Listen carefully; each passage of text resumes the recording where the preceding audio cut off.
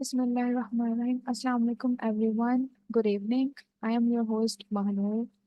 Welcome to the guiding seminar of CSS PMS 2024 and 2025 by Preparatory Institute for Competitive Exams PICE, a project of Al-Haq Education System, a platform which offers preparation for all the tests which held at national level for jobs in government sector.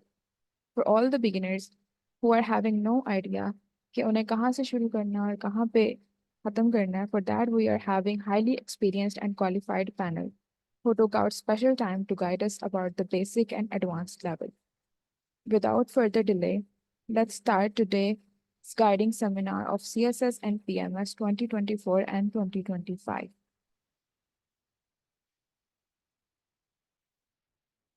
The agenda of today's seminar is that कि आज हम discuss करेंगे कि CSS क्या होता है और PMS क्या होता है।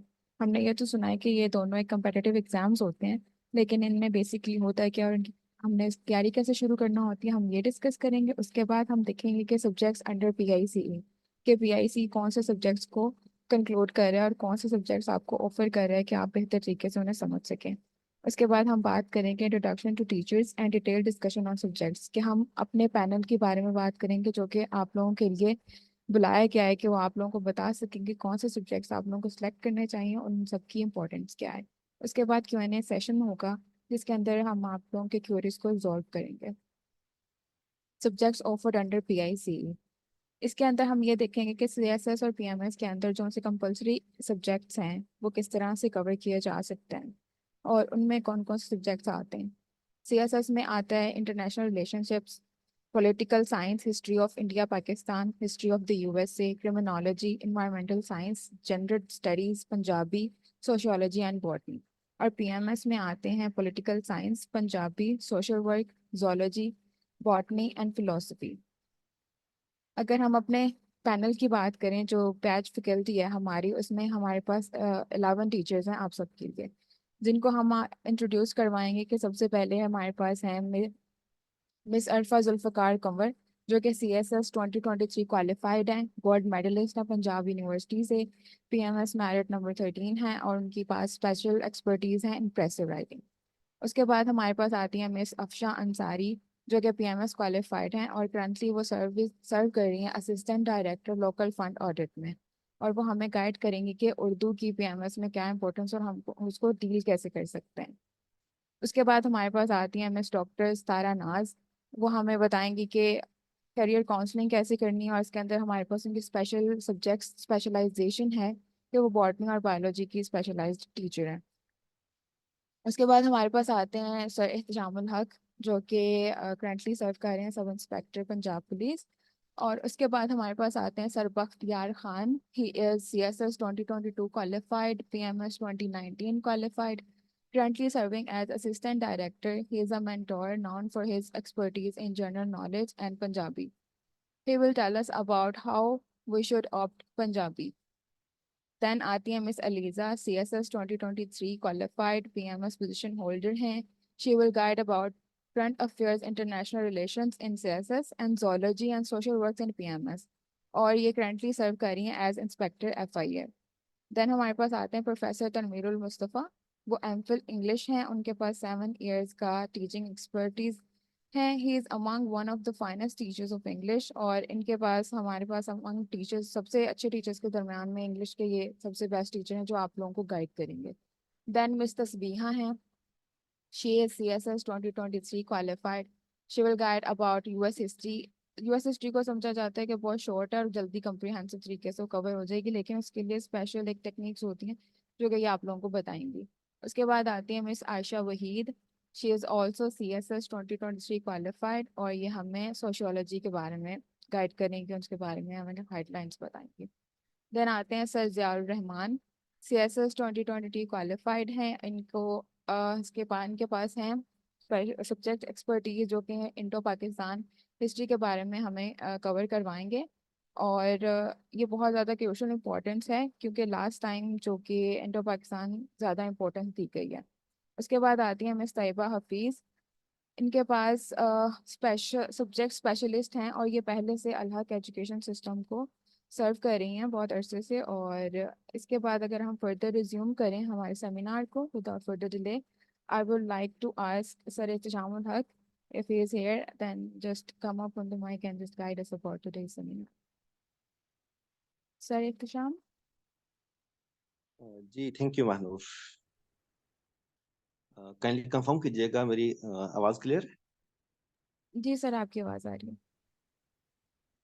Okay thank you. Myself Ehteshamul Haq, working as a subject specialist in Al Haq education system, as well as managing our new project, Preparatory Institute for Competitive Exams. Currently, I have completed my MPhil in Pak Studies. Before that, I have master degree in political science and so many subjects. इसके अलावा मेरा पिछले 4 साल से मैं अल हक education system के साथ पढ़ा रहा हूँ as a PPSC mentor, as a CSS mentor. आज के इस सेमिनार में मैं आपको गाइड करूंगा इंशाल्लाह कि CSS होता क्या है, PMS होता क्या है, इसकी इम्पोर्टेंस क्या है, और आपका जरा माइंडसेट डेवलप करूंगा CSS PMS के बारे में, उसकी बेसिक्स के बारे में। क्योंकि हमारे पास जो यहाँ पे इस वक्त ऑडियंस मौजूद है उनमें 2 तरह के लोग हैं। एक कि जिनको बिल्कुल ही नहीं पता, जिन्होंने सिर्फ CSS का नाम सुना हुआ है, जिन्होंने सिर्फ PMS का नाम सुना हुआ है, और कुछ ऐसे लोग हैं जो ऑलरेडी तैयारी कर रहे हैं। हमने इंशाल्लाह दोनों को साथ लेके चलना है। मैं जरा बेसिक्स के बारे में बताऊंगा कि CSS है क्या, PMS है क्या, उसके सब्जेक्ट्स कौन कौन से हैं, उसका क्राइटेरिया क्या है, उसमें सब्जेक्ट्स कंपलसरी, ऑप्शनल, उनकी डिविजन्स, उनका कंप्लीट प्रोसीजर्स, और अगर आप CSS PMS डन कर लेते हैं तो फिर आपके पास कौन कौन से ऑप्शंस आते हैं, या इसके अलावा इसके बेनिफिट्स क्या हैं अगर आप नहीं भी कर पाते। तो ये चीज़ें मैं डिस्कस करूंगा इंशाल्लाह। देन फिर आपको एक्सपर्ट्स के पास ले चलेंगे क्योंकि बेसिक्स आपकी डन हो चुकी होंगी। देन जो बेसिक्स वाले बच्चे होंगे हमारे पास, वो भी इस काबिल हो चुके होंगे कि उन एक्सपर्ट्स की बात को, उन सब्जेक्ट्स को समझ सकें, अंडरस्टैंड कर सकें। तो लेट्स स्टार्ट के CSS है क्या या हमें क्यों करना चाहिए। पाकिस्तान में 3 मेजर इदारे हैं जो मुल्क को रन करते हैं, बल्कि हर कंट्री के 3 ये मेजर इदारे हैं जो मुल्क को रन कर रहे होते हैं। इसमें सबसे पहले हमारे पास आता है मुकन्नना, यानी लेजिस्लेचर, पार्लियामेंट। अब पार्लियामेंट में जाने के लिए हमारे पास एक ही ऑप्शन बचता है, वो है इलेक्शंस। यानी इलेक्शन लड़के, इलेक्शन जीत के आप पार्लियामेंट का पार्ट बन सकते हैं। और आप में से या हम में से अक्सरियत क्यों नहीं बनती?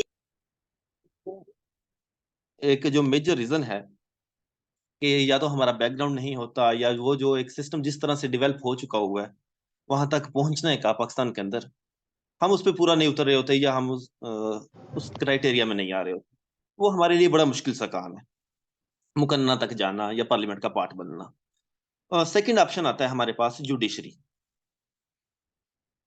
जुडिशरी में वही बंदा जा सकता है जिसका लॉ से रिलेटेड बैकग्राउंड है, लॉ में एक्सपर्टीज है, देन फिर वो टेस्ट वगैरह या हाई कोर्ट, सुप्रीम कोर्ट की प्रैक्टिस, देन वो जुडिशरी का पार्ट बन सकते हैं। तो आप में से बहुत से कम लोग होंगे जिनका लॉ से रिलेटेड बैकग्राउंड होगा, या फिर उसमें वो आगे जो मजीद उसका क्राइटेरिया है, मजीद एलिजिबिलिटी है, उस पर पूरा उतरते होंगे। तो वहां पर भी जाना हम सबके लिए बड़ा मुश्किल सा काम है। देन थर्ड पार्ट हमारे पास आता है, वो है इंतजामिया, एग्जेक्टिव, जो इन रियल मुल्क को के तमाम मामलात को मैनेज कर रही होती है, जिनमें ऊपर से हर डिपार्टमेंट सेक्रेटरी से स्टार्ट होता है, नीचे क्लरिकल स्टाफ तक। यानी इंतजामिया जो उन सारे मामलात को मैटर कर रही होती है। आपने देखा होगा कोई भी महकमा, जिस तरह फॉर एग्जांपल आप मिनिस्ट्री ऑफ फाइनेंस को ले लें, वजारत खजाना, उसमें ऊपर तो वफाकी वजीर, वजीर मुमलकत आ गया, वो लेजिस्लेचर से आ गए। देन फिर सेक्रेटरी फाइनेंस से रिलेटेड नीचे एक मुकम्मल हायरार्की मौजूद होती है, और इन रियल वही हर चीज को मैनेज कर रही होती है। यानी जो हमारे पास वफाकी वजीर आ रहा होता है, जो कोई भी यानी जो लेजिस्लेचर के मेंबर्स होते हैं, उनकी जो एलिजिबिलिटी, उनका क्राइटेरिया, उनका वो एक माइंडसेट आपको पता है कि आपका हल्के का जो एमएन है वही जाके वजीर खजाना बन रहा होता है, तो उसकी कितनी कैपेबिलिटी होती है। तो इन रियल जो पीछे से हर चीज को मैनेज कर रहा होता है, वो यही ब्यूरोक्रेसी होती है। तो उस ब्यूरोक्रेसी का हम पार्ट जरूर बन सकते हैं, हम में से हर एक उसका पार्ट बन सकता है। यानी in real decision making body of the Pakistan, यहाँ पे ब्यूरोक्रेसी होती है। क्योंकि जो इलेक्टेड मेंबर्स हैं, उनकी इतनी मोस्ट ऑफ द टाइम इतनी कैपेबिलिटी ही नहीं होती कि वो इन सारी चीजों को मैनेज करें। तो जितने भी पाकिस्तान के डिसीजन हो रहे होते हैं या ओवरऑल किसी भी डिपार्टमेंट के डिसीजन हो रहे होते हैं, वो मोस्टली ब्यूरोक्रेसी ही कर रही होती है। उस ब्यूरोक्रेसी का हम पार्ट बन सकते हैं। अब उस ब्यूरोक्रेसी का पार्ट बनने के लिए हमारे पास दो ऑप्शंस हैं, एक है सीएसएस, एक है पीएमएस। यहाँ पे पहले मैं आपको सीएसएस और पीएमएस का डिफरेंस क्लियर करूंगा कि सीएसएस हमारा फेडरल लेवल पे कम्पिटिटिव एग्जाम है, यानी वफाकी सतह पे, यानी पूरे पाकिस्तान का मुकाबले का इम्तिहान है। मैं कोशिश कर रहा हूँ कि जो बिल्कुल आसान सी लैंग्वेज, सिंपल सी लैंग्वेज उर्दू में भी मजीद आसान, कि ताकि हर बच्चा समझ सके। तो बहरहाल सीएसएस हमारा वफाकी सतह पे होने वाला इम्तिहान है, यानी जिसमें पूरा पाकिस्तान compete करता है, और ये हर साल कंडक्ट होता है। फेडरल पब्लिक सर्विस कमीशन इसे कंडक्ट करवा रहा होता है। और पीएमएस, प्रोविंशियल मैनेजमेंट सर्विसेज, ये हर सूबा सेपरेटली कंडक्ट करवाता है।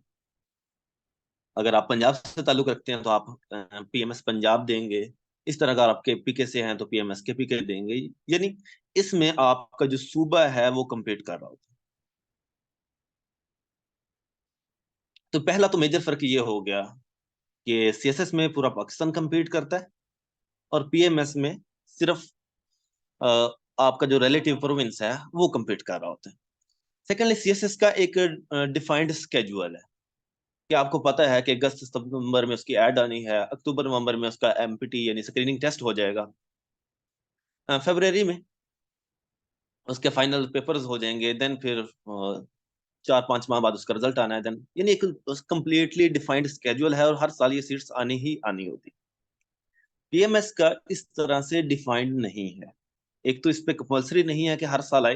हाँ, पंजाब में ये तकरीबन पिछले 7-8 साल से रेगुलर आ रहा है, लेकिन बहरहाल ये कंपल्सरी नहीं है। और सेकंड, इसका कोई डिफाइंड स्केड्यूल नहीं होता। तो ये तो एक ब्रीफली ओवरव्यू हो गया इनके डिफरेंस। बहरहाल इसके जो सब्जेक्ट्स का डिफरेंस है वो आप आगे जाके इंशाल्लाह देखते हैं। पहले देखते हैं कि इनका क्राइटेरिया क्या है, एलिजिबिलिटी क्राइटेरिया क्या है। जिस तरह मैंने आपको कहा कि आप में से हर एक कर सकते हैं, तो इसका एलिजिबिलिटी क्राइटेरिया क्या है? पहली चीज कि आपकी ग्रेजुएशन होनी चाहिए। यकीनन आप में से जितने लोग सुन रहे हैं, अक्सरियत की ग्रेजुएशन होगी। अ, तकरीबन ग्रेजुएटेड होंगे आप लोग, या फिर ग्रेजुएशन का पार्ट होंगे। यानी आपकी डिग्री कंप्लीट होने वाली होगी, यानी ग्रेजुएशन के बाद आप सारे सीएसएस और पीएमएस दोनों के लिए एलिजिबल हो जाएंगे। सेकेंडली, जो सबसे मेजर बेनिफिट है यहाँ पे आपको, कि यहाँ पे आपको एक्सपीरियंस नहीं चाहिए। बाकी अक्सर जॉब्स में आप ऐड देखते हैं तो उसमें साथ मेंशन होता है कि 5 इयर्स एक्सपीरियंस, 3 इयर्स एक्सपीरियंस, या आपके रिलेटिव फील्ड में आपका एक्सपीरियंस होना चाहिए। यहाँ पे ऐसा कोई भी सीन नहीं है। आप किसी जगह पे जॉब कर रहे हैं, नहीं कर रहे, या इस किस्म का कोई भी सिनेरियो है, तो आपके लिए बिल्कुल इजी सीन है, आप इसमें यहाँ पे अप्लाई कर सकते हैं। सेकेंडली, आप मेल हैं, फीमेल हैं, कोई इशू नहीं है।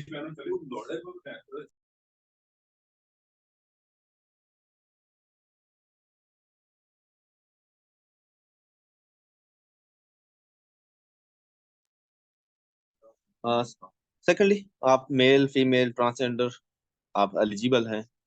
आप पाकिस्तान के डोमिसाइल्ड होल्डर हैं, आज़ाद जम्मू कश्मीर के जो डोमिसाइल होल्डर हैं, आप एलिजिबल हैं। तो आई थिंक इन अभी तक के सारे क्राइटेरिया पे आपको पूरा उतर। एक इशू है, सिर्फ एक लिमिट है आपके लिए, वो है एज लिमिट, और वो है 21 to 30, यानी 21 से 30 साल तक। यकीनन आप में से अक्सरियत इसी पे होंगे। मजीद अगर आप गवर्नमेंट एम्प्लॉय हैं, 2 ईयर्स तक की रिलैक्सेशन आपको यहाँ पे मिल जाती है। तो होपिंग दैट जितने भी पार्टिसिपेंट्स होंगे वो इस क्राइटेरिया पे पूरा उतरते हैं। तो फर्स्टली क्राइटेरिया हो गया, एलिजिबल आप हो गए। देन आप क्या करेंगे, आप अप्लाई कर लेंगे। अब अगस्त सितंबर वगैरह में आपका अप्लाई होगा। सबसे पहले आप स्क्रीनिंग टेस्ट के लिए अप्लाई करते हैं। ये पिछले साल 2 साल से आपका स्क्रीनिंग टेस्ट स्टार्ट हुआ है, 200 नंबर का।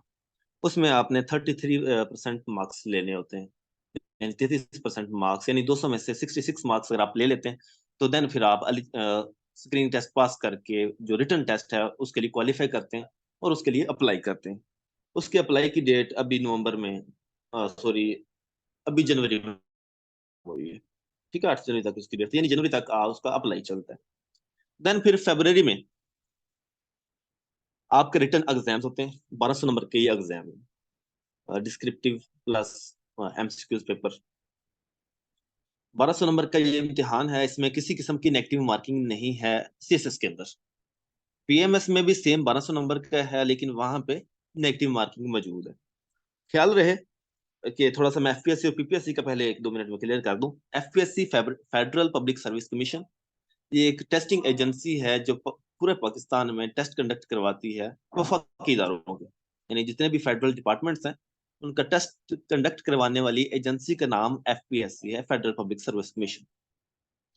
जबकि जो पंजाब के अंदर टेस्ट कंडक्ट करवाने के लिए जो एजेंसी है उसका नाम पंजाब पब्लिक सर्विस कमीशन यानी पीपीएससी।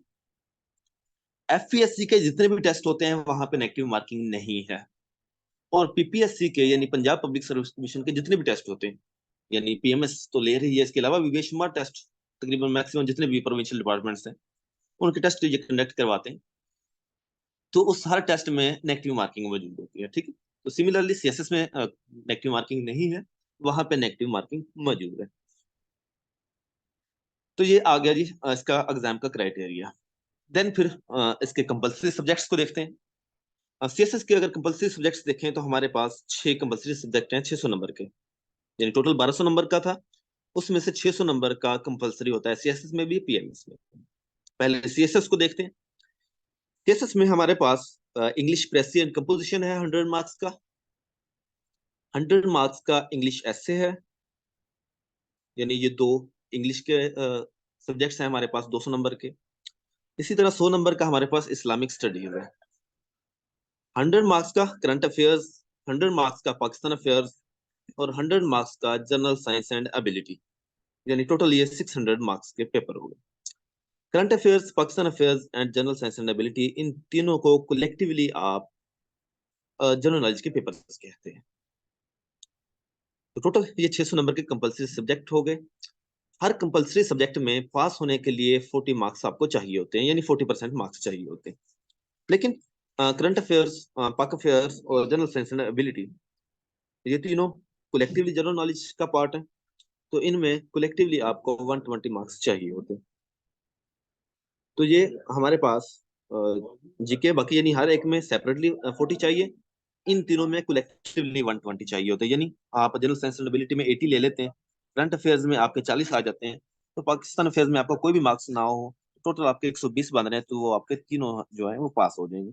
इसलिए जो मेजर प्रॉब्लम है आपको इन इंग्लिश प्रेसिडेंट कंपोजिशन में इशू करता है, इंग्लिश एसए में करता है, या फिर थर्डली इस्लामिक स्टडीज में करता है, जो दूसरे तीनों ये आमतौर पे निकल जा रहे हो। तो इसलिए यहाँ आप जो आपके सब्जेक्ट एक्सपर्ट्स मौजूद हैं वो आपको लेटर ऑन गाइड करेंगे इंशाल्लाह। देन फिर हमारे पास आ जाता है जी ऑप्शनल सब्जेक्ट। हाँ सॉरी, बैक कीजिएगा, पीएमएस। सीएसएस में हमारे पास ये 6 सब्जेक्ट्स हैं, पीएमएस में भी 600 मार्क्स का ही कंपलसरी है, थोड़ा सा फर्क है। इंग्लिश प्रेसिडेंट कंपोजिशन यहाँ भी है वहाँ भी, इंग्लिश ऐसे भी सेम है, इस्लामिक स्टडीज भी सेम है, इसी तरह पाकिस्तान अफेयर्स भी दोनों में मौजूद है। फर्क क्या है कि पीएमएस के अंदर 100 मार्क्स का जनरल नॉलेज का पेपर है, जिसमें current affair, general science ability या बाकी सारा कुछ इंक्लूड हो जाता है। तो ये एक चीज एडिशनल होगी। सेकंडली, वहां पे उर्दू का एज अ कंपलसरी मौजूद है। पीएमएस के अंदर उर्दू एज कंपलसरी मौजूद।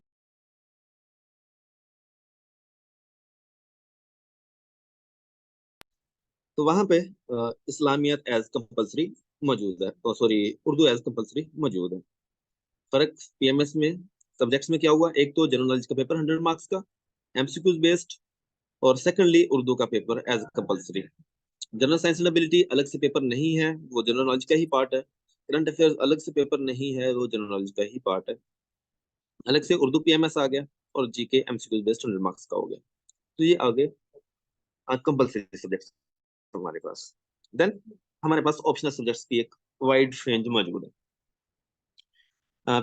पीएमएस में हमने टोटल 3 सब्जेक्ट सिलेक्ट करने होते हैं, 200 मार्क्स पर सब्जेक्ट, यानी 200 मार्क पर सब्जेक्ट का एक सब्जेक्ट है।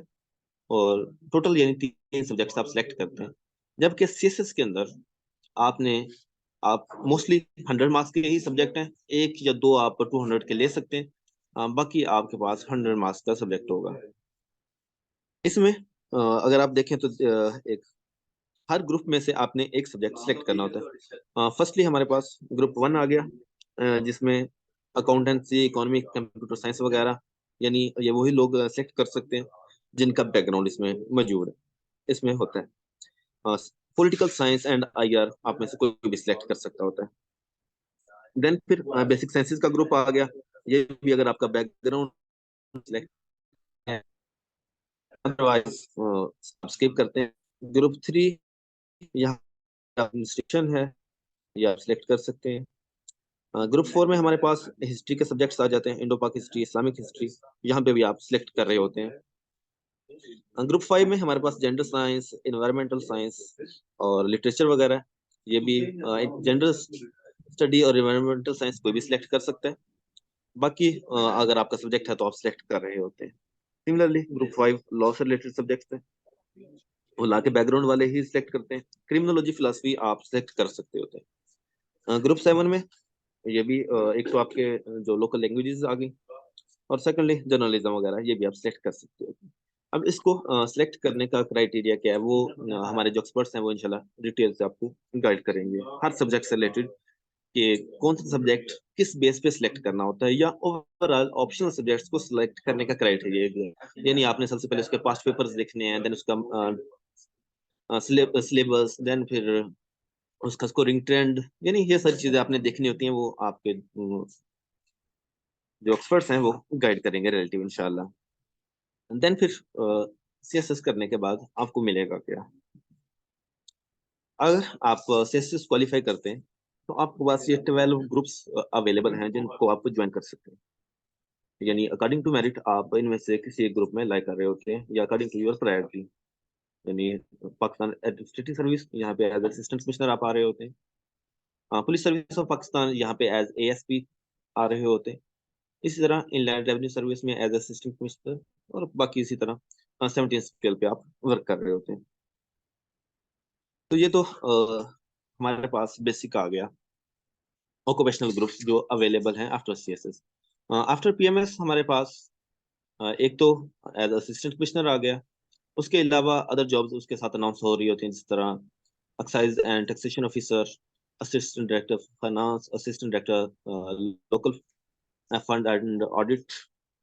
इसी तरह हर साल जो भी यानी अवेलेबल जॉब्स हैं वो अनाउंस हो रही होती हैं। यहाँ तक आपकी कोई क्वेरी है मेरे से रिलेटेड तो आप पूछें, देन मैं कंटिन्यू करता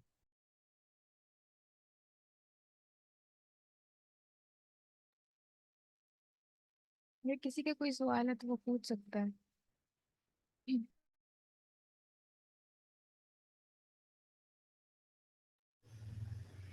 ये जो ग्रुप्स में से हमने सब्जेक्ट चूज़ करने हैं, ये हर ग्रुप में से एक सब्जेक्ट चूज़ करना लाजमी है, या एक ग्रुप में से 2 सब्जेक्ट भी चूज़ कर सकते हैं जो ऑप्शनल है? इसमें से एक ग्रुप में से एक सब्जेक्ट कर सकते हैं, और हर ग्रुप से सिलेक्ट करना लाजमी नहीं है।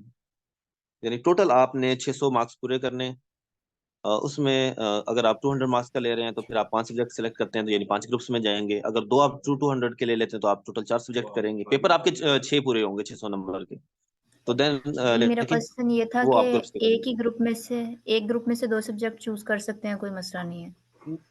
नहीं, एक ग्रुप में से एक सब्जेक्ट आपने सेलेक्ट करना है, ठीक है, जिस सब्जेक्ट थैंक यू। जी। और सर किसी का आपने कोई बेसिक से रिलेटेड सवाल, अदरवाइज हम कंटिन्यू करते हैं। सर आपने एज लिमिट तो बताई है, मगर ये भी बता दें कि एक जो है वो एक शख्स को कितने चांसेस मिलते हैं, कितनी दफा वो इस टेस्ट को अटेम्प्ट कर तो सकते हैं? टोटल 3 चांसेस हैं सीएसएस के और 3 चांसेस हैं पीएमएस के। सही। सर सर पीएमएस का पेपर सीएसएस और पीएमएस में क्या डिफरेंस है? बच्चे यही तो बताया दोनों कि तो नहीं सीएसएस होते हैं। हमारा फेडरल लेवल पे कॉम्पिटिटिव एग्जाम है और पीएमएस प्रोविंशियल लेवल पे। तो सर पीएमएस ये था एक बेसिक सा ओवरव्यू सीएसएस के बारे में। सर पीएमएस मेरे का पेपर एक बाकी आखिर में आपका क्वेश्चन आंसर सेशन डिटेल से होगा, वहां पे आपको हर चीज बताई जाएगी इंशाल्लाह। सर मैं इंग्लिश सिर्फ इंप्रूव हम कैसे कर सकते हैं, क्योंकि 90 to 95% जो स्टूडेंट्स हैं वो इंग्लिश में फेल होते हैं। शहजादे अभी यहाँ पे इंग्लिश की मैम अरफा कंवर मौजूद हैं, वो गोल्ड मेडलिस्ट है इंग्लिश में। इसी तरह पीएमएस की वो मैं टॉप पोजीशन होल्डर हैं, सीएसएस उनका क्वालिफाई है, वो डिटेल से आपको गाइड करेंगे इंशाल्लाह। बाकी सब्जेक्ट्स ओके सर। वाले सारे एक्सपर्ट्स मौजूद हैं, आगे वो आपका सेमिनार चलना है, वो सारे इंशाल्लाह गाइड करेंगे। मेरे हाल मैं यहाँ पे सिर्फ इतनी सी बात करूंगा कि आप लोगों ने 16 साल पढ़ा है, 16 ईयर्स ऑफ एजुकेशन आप हासिल कर चुके होते हैं या कर रहे हैं। और आप में से अक्सरियत वो लोग हैं जिन्होंने जो वहां यहाँ तक मोस्टली वही लोग पहुंचते हैं जिन्होंने मिडिल में, मैट्रिक में, एफएससी में अच्छा पढ़ा होता है, यानी टॉपर्स रहे होते हैं। या जब आप यहाँ तक पहुंच जाते हैं तो आपके पेरेंट्स को आपसे बहुत सारी उम्मीदें जुड़ी हुई होती हैं, पहली चीज। सेकेंडली, आपने खुद भी 16 साल पढ़ा है। तो मैं सिर्फ यही कहूंगा, क्या अगर आपने 16 साल दिए हैं तो यकीनन कुछ बन के भी दिखाएं। इतना अरसा लगाया, कुछ अरसा मजीद लगाएं, मजीद तैयारी करें, बजाय दर बदर होने के। अगर आप टाइमली फोकस होके इन चीजों का स्टार्ट लेंगे, देन फिर आपके लिए इंशाल्लाह मुश्किल नहीं होगा। और आपके पेरेंट्स और बाकी सारे भी आप पे प्राउड कर सकेंगे और बता सकेंगे कि वाकई हमारे बच्चे ने कुछ 17 साल 18 साल पढ़ा था, कुछ बन के दिखाया। ये ना हो कि 16 साल 17 साल के बाद आप बजाय एक फख्र बनने के दूसरी तरफ जाएं। तो बस मेरी इतनी सी ही बात कि कुछ करके दिखाना है अपने लिए, अपने वालिदैन के लिए और अपने से मुंसलिक लोगों के लिए। अल्लाह हाफिज। बाकी होस्ट जो है वो कंटिन्यू करती हैं। Thank you. Thank you so much sir for your kind words. और पार्टिसिपेंट्स, अगर किसी का कोई भी क्वेश्चन है तो वो अपने पास नोट पैड पर नोट कर ले। लास्ट में सेशन होगा Q&A वाला, तो आप लोग उसमें पूछ सकते हैं। ठीक है, next we will continue. I would like to ask Ma'am Arfa Zulfikar Kaur to come up on the mic and just let us know about the guidance of PRESE and its writing. Ma'am Arfa.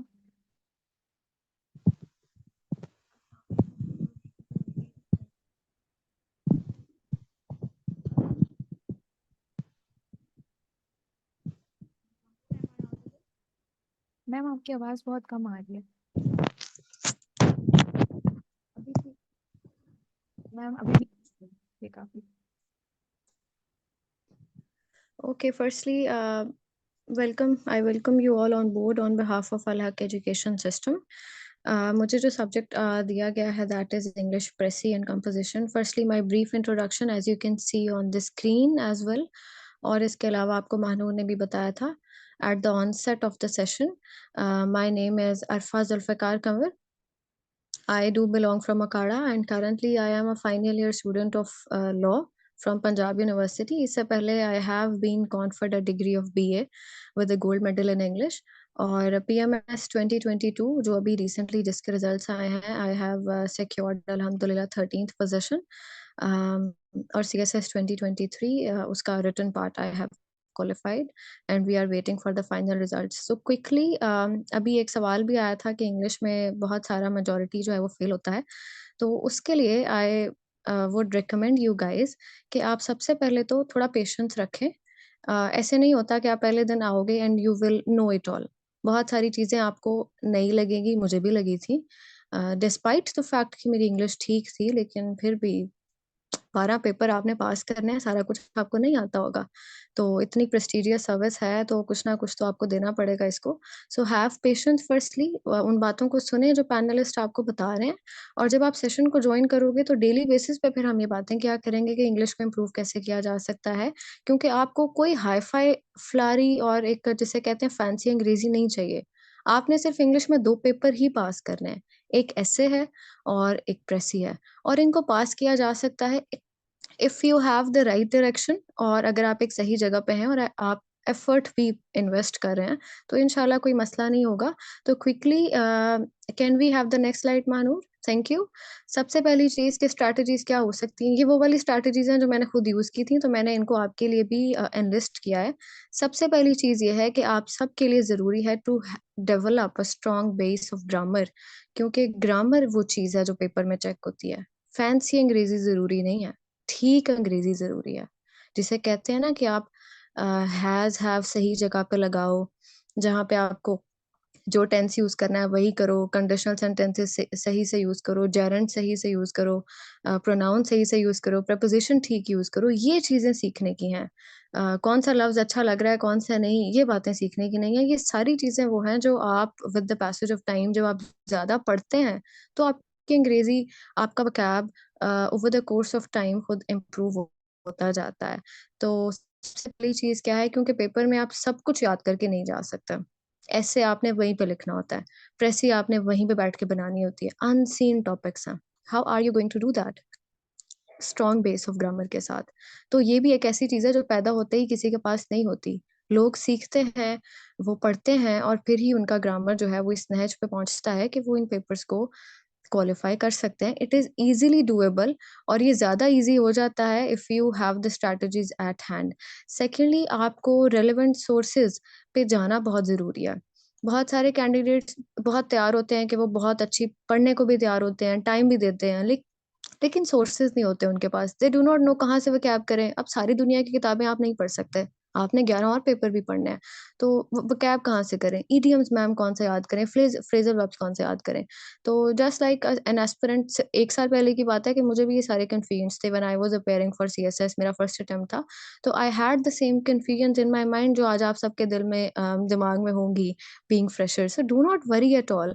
मतलब 1 साल बाद अगर मैं यहाँ पे आप लोगों को बता रही हूँ, तो हो सकता है कि इंशाल्लाह आप सारे भी अगले साल बहुत सारे लोगों को ये सारी बातें बता रहे हो, क्योंकि आपके पास भी फिर बताने को बहुत कुछ होगा। सो हैव पेशेंस फर्स्टली, और आपको यहाँ पे बताया जाएगा, I will be sharing my sources with you कि मैंने कहाँ से वोकैब की थी और किस हद तक कौन-कौन से सोर्सेज़ जो हैं वो रिलायबल हैं, इडियम्स के लिए, फ्रेज़ल वर्ब्स के लिए, वोकैब के लिए।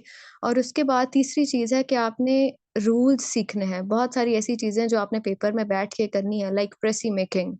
मतलब आप पहली बार पढ़ रहे हो एक अनसीन एक पैसेज आपको मिलेगा जिसमें हज़ार किस्म के नए-नए रूल्स होंगे, उसमें एक प्रॉपर एक नया थीम होगा जो आपने कभी भी इससे पहले एक्सप्लोर नहीं किया होगा। तो अगर आपको रूल पता होगा प्रेसी मेकिंग का, आपको आर्ट आता होगा, तो कोई भी पैसेज आपको बिल्कुल परेशान नहीं करेगा, बिकॉज़ रूल बेस्ड जो एक स्ट्रैटेजी होती है ना, वो एक नो फेल स्ट्रैटेजी होती है। वो आपको कभी भी मुश्किल हो सकती है, सबको होती है एक दफ़ा तो, चाहे कोई भी कितना बड़ा एक्सपर्ट हो, पेपर का प्रेशर बहुत ज़्यादा होता है, because this is as I said earlier is a prestigious service after all. 18-20 हज़ार लोग जो हैं वो इसको अटेम्प्ट करते हैं, लेकिन आप देखते हो by the end of the day 300-400 ही होते हैं जो क्वालीफाई करते हैं। तो क्या चीज़ है जो फ़र्क है इन सारे एस्पिरेंट्स में? रूल। बहुत ज़रूरी है कि आप रूल्स को सीखो, पढ़ो और प्रैक्टिस करो, और फिर पेपर में जाके उस एक पैसेज के ऊपर उन सारे रूल्स को अप्लाई करो जो आपने सीखे हैं। Because as I said earlier, आप हर चीज़ याद करके नहीं जा सकते। कुछ चीज़ें होंगी जो आपने याद करनी है और वो आपने याद ही करनी है, ठीक है? जैसे मैं आपको ये बता सकती हूँ कि वोकैब यहाँ से पढ़ी जा सकती है, और ये भी बता सकती हूँ कि कैसे-कैसे उन वर्ड्स को ना सिर्फ मेमोराइज़ किया जा सकता है ईज़िली, बल्कि उनको डेली बेसिस पे अप्लाई भी किया जा सकता, उनको यूज़ भी किया जा सकता है, लेकिन आफ्टर ऑल उसे याद आप नहीं करना है। याद आप खुद करोगे, लेकिन उसके साथ साथ कुछ चीजें ऐसी हैं जिनके रूल्स आपको सीखने पड़ेंगे। प्रेसी आप घर से याद नहीं करके जाओगे, ठीक है, कंप्रीहेंशन आप घर से याद नहीं करके जाओगे, लेटर्स आप घर से याद नहीं करके जाओगे, ट्रांसलेशन आप घर से याद नहीं करके जाओगे। इन सब के लिए आप क्या करोगे, इन सब के लिए आप रूल्स सीखोगे, पैटर्न सीखोगे, इनका प्रैक्टिस करोगे, एंड डे बाय डे ये सब चीजें आपके लिए ईजी होती जाएंगी इंशाल्लाह। एंड लास्टली आपके लिए रिगरस प्रैक्टिस बहुत ज़रूरी है। जब तक आप प्रैक्टिस नहीं करोगे, आप खुद उन स्टेप से नहीं गुजरोगे, कोई आपको कितना भी बताता रहे, आप उसके लिए आप एक ग्रास्प डेवलप नहीं कर सकते, या फिर आप पेपर में उसको सकते, ठीक है। Should you guys join this session? सबसे पहले तो जो सवाल आप लोग पूछ रहे हो बहुत जेन्युइन क्वेश्चंस हैं, बहुत अच्छे कंसर्न्स हैं आप सबके, दैट शोज कि आप लोगों को सेशन समझ में आ रहा है and you guys are interested. तो पहली चीज तो यह है कि आप लोग लॉजिकली इन चीज़ों के बारे में सोचना शुरू करें कि अब आपको फाइनली उस फेज में आना है जब आपने पढ़ना है, ठीक है। और आपने अपने क्वेरीज को दबाना नहीं है, बल्कि आप उनको एक लॉजिकली उस डायरेक्शन में लेके आओ जो आपके हार्डवर्क को चैनलाइज भी करें। रोज रोज आप लोग मतलब डिफरेंट प्लेटफॉर्म्स पे जाके और ये सब अपनी कन्फ्यूजन किस किस से पूछो, इससे बेहतर है कि आप ये सारी हार्डवर्क जो है अपनी एक साइड पे चैनलाइज करो, ठीक है। और उसके लिए जो चीजें हम आपको ऑफर कर रहे हैं, फर्स्टली एक इनसाइट, सीएसएस और पीएमएस में प्रेसी के पेपर में क्या डिफरेंस, आपको पता है दोनों ही पेपर्स प्रेसी के हैं, लेकिन दोनों के कंपोनेंट्स में बहुत डिफरेंस है। एक पेपर में एक चीज है और एक पेपर में वो चीज है ही नहीं। एक पेपर में 20 एमसीक्यूज है और दूसरे पेपर में एमसीक्यूज है ही नहीं। तो इसका क्या मतलब है कि we are going to make it easier for you. हम आपको ये बताएंगे कि कौन सी चीजें हैं जो किस पेपर की नीड है, किस पेपर के लिए आपको कैसे पढ़ने की जरूरत है, क्योंकि आप में से बहुत सारे लोग सीएसएस को एस्पायर करते होंगे, बहुत सारे पीएमएस को करते होंगे। So we are going to make it easier for both of these kinds. दूसरी चीज है कि 1-on-1 गाइडेंस 24/7 अवेलेबल होगी इंशाल्लाह आप सबको, because this is going to be an online session. So effortlessly आप कभी भी टीचर्स को, मेंटर्स को अप्रोच कर सकते हो फॉर योर क्वेरीज। जैसे कि पढ़ रहे हो, पढ़ते पढ़ते याद आ रहा है यार समझ नहीं आ रहा और आगे भी नहीं जाया जा रहा, ये मेरे साथ बहुत हुआ करता था।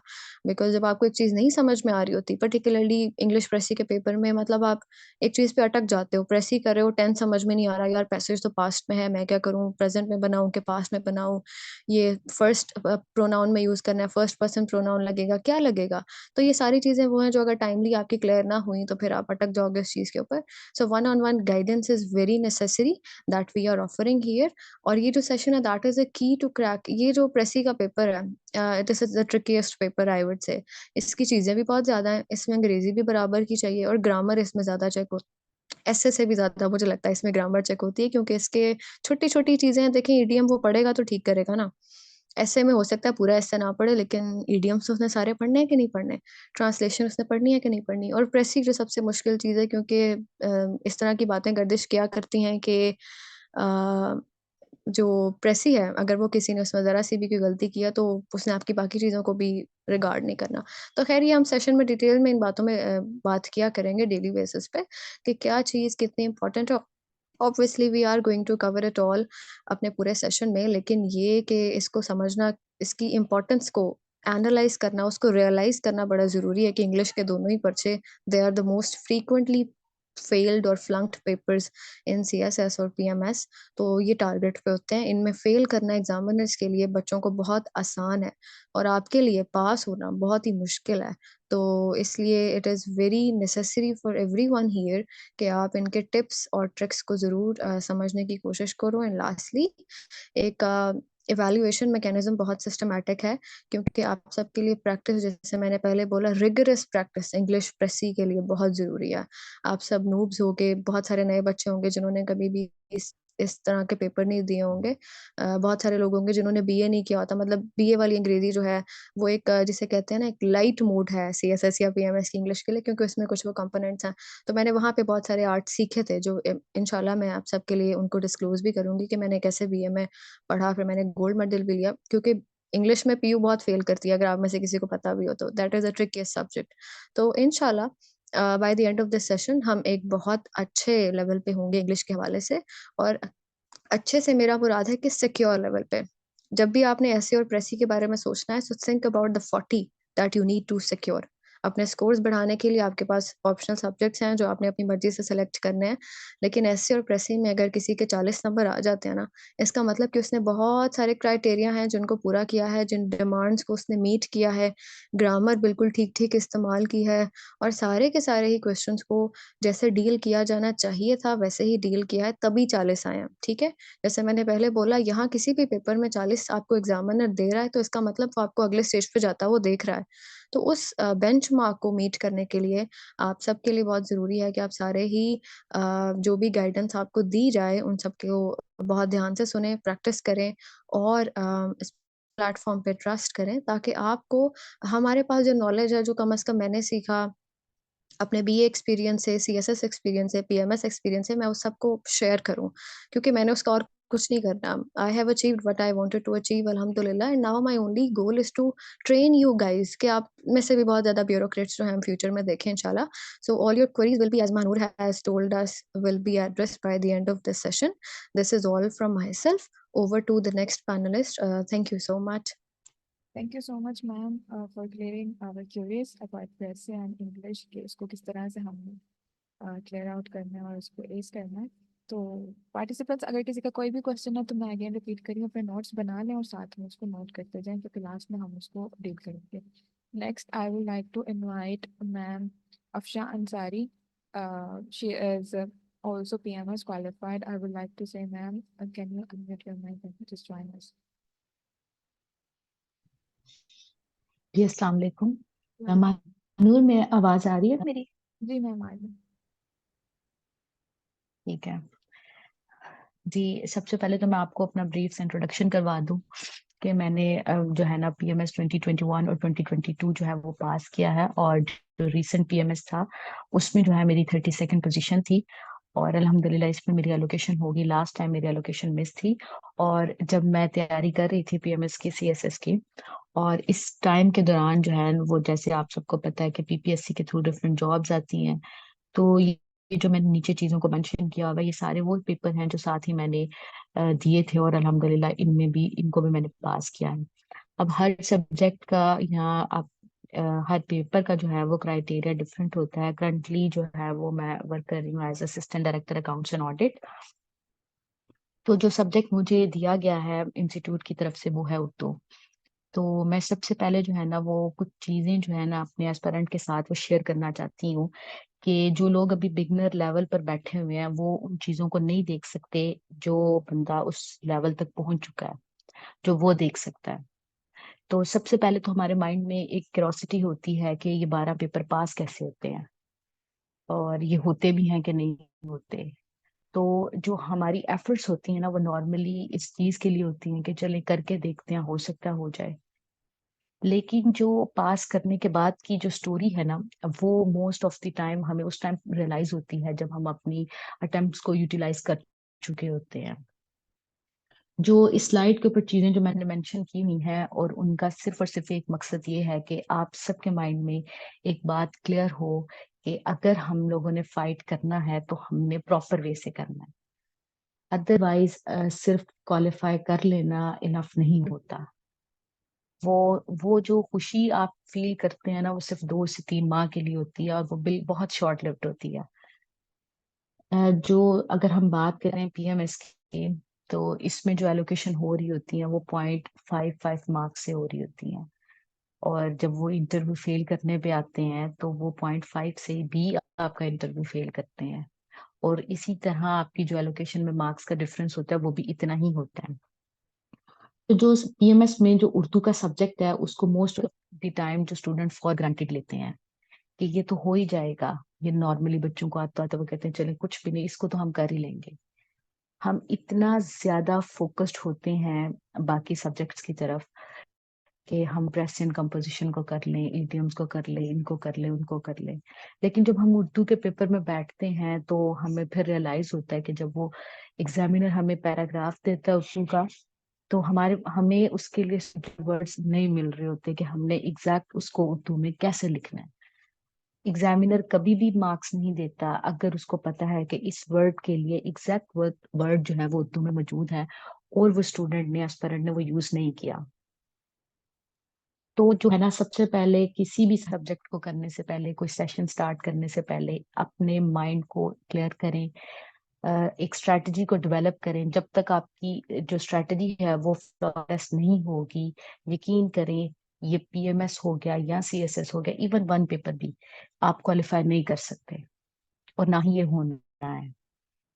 जब हम देखते हैं कि नॉर्मली स्टूडेंट के अंदर एक प्रैक्टिस होती है कि वो क्या करते हैं कि जी, अगर हम शेरों की तशरीह कर रहे हैं तो उसमें हम ऐसे करते हैं, शायर का नाम हमें याद नहीं होता या शायर का इंट्रोडक्शन हमें याद नहीं होता, और लिखना भी उर्दू में है, तो कोई इतनी हैटिक बात है नहीं है कि ये याद ना हो सकती है। वो कहते हैं चलें इसको इग्नोर भी कर देते हैं। तो उसको उस इग्नोर करने का मतलब तब समझ में आता है कि जब उसकी एलोकेशन किसी एक नंबर से दो नंबर से मिस हो जाती है। तो अगर आपने उसको पुट करना है तो आप प्रॉपर वे से इसको पुट करें, ताकि जब एट द एंड जो है वो आपका जो है ना वो एलोकेशन होने वालों में नाम हो। अब आप देखें, हर साल जो है वो हजारों में स्टूडेंट्स जो है वो अपेयर होंगे, फिर अराउंड 300-400 जो स्टूडेंट्स है वो पास होते हैं। पीपीएससी का तो, जो पीएमएस की अगर बात की जाए, उसका जो ट्रेंड है वो तो थोड़ा सा चेंज हो रहा है।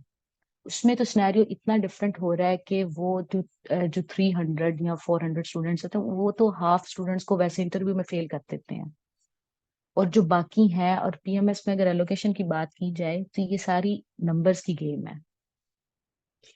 तो आपने एक एक नंबर को सिक्योर करना है। इस सब्जेक्ट के जितने कंपोनेंट्स हैं, वो चाहे ईडियम्स हो गई, करेक्शन हो गई, ट्रांसलेशन हो गई, इस पे प्रॉपर टाइम लगाना है, ताकि हमारा जब हम क्वालिफाई करें तो हमें इस चीज की होप हो कि अब हमारा नाम एलोकेशन होने वाले स्टूडेंट्स में होना है। अगर मैं आपसे अपना एक्सपीरियंस शेयर करूं 21 वाली अटेम्प्ट का और 22 वाली अटेम्प्ट का, तो मैं भी बिल्कुल आपकी तरह ही सोचती थी कि पता नहीं कैसे पेपर पास होते हैं, चलें ये इसको ऐसे ही दे देते हैं। विदाउट प्रिपरेशन जब आप अटेम्प्ट देते हैं, आप क्वालिफाई भी कर लेते हैं, लेकिन आपकी एलोकेशन मिस होती है उसमें। जब आप फिर, अब आप ये इस चीज को थोड़ा सा एनालाइज करें कि अगर आपका मेरिट नंबर एक अटेम्प्ट आप इंटरव्यू देते ही होते हैं, और उसके बाद नेक्स्ट अटेम्प्ट के लिए आपके पास सिर्फ एक डेढ़ माह होता है, और आपको ये रियलाइज हो जाता है कि अब हमने कहीं पर भी कमी नहीं छोड़नी है, तो आप 198 से 32 तक का रिजल्ट आराम से, एक से डेढ़ माह की तैयारी करेंगे। और अगर ये बात आपको डे वन से समझा दी जाए, तो फिर आप मुझे बताएं कि आप कहाँ पर और कैसे डिफरेंस करेंगे। डेफिनेटली आपके पोजीशन और आपके जो मार्क्स होंगे वो इतने होंगे कि आप जो सिंगल डिजिट जो है वो ले सकेंगे।